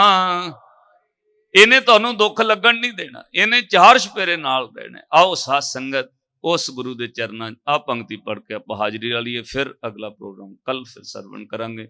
ਸਾਰੇ ਮਿਲ ਕੇ ਪਿਆਰ ਨਾਲ ਕਹੋ, ਗੁਰੂ ਦੇ ਚਰਨਾਂ ਵਿੱਚ ਸਭਨਾ ਜੀਆਂ ਕਾ ਇੱਕ ਦਾਤਾ ਸੋ ਮੈਂ। ਤੇ ਮੰਗਣਾ ਕੀ ਹੈ? ਗੁਰਾ, ਹੇ ਸਤਿਗੁਰੂ, ਇੱਕ ਦੇ ਬੁਝਾਈ, ਮੈਨੂੰ ਇੱਕ ਅਕਲ ਦੇ ਕੇ ਤੋਰੋ ਆਪਣੇ ਚਰਨਾਂ ਚੋਂ, ਕਿ ਤੁਹਾਡਾ ਨਾਮ ਕਦੇ ਨਾ ਭੁੱਲੇ, ਤੁਹਾਡੇ ਤੇ ਵਿਸ਼ਵਾਸ ਭਰੋਸਾ ਬਣੇ। ਸਾਰੇ ਮਿਲ ਕੇ ਕਹੋ, ਸੋ ਮੈਂ ਵਿਸਰ ਨਾ ਜਾਈ, ਸਭਨਾ ਜੀਆਂ ਕਾ ਇੱਕ ਦਾਤਾ।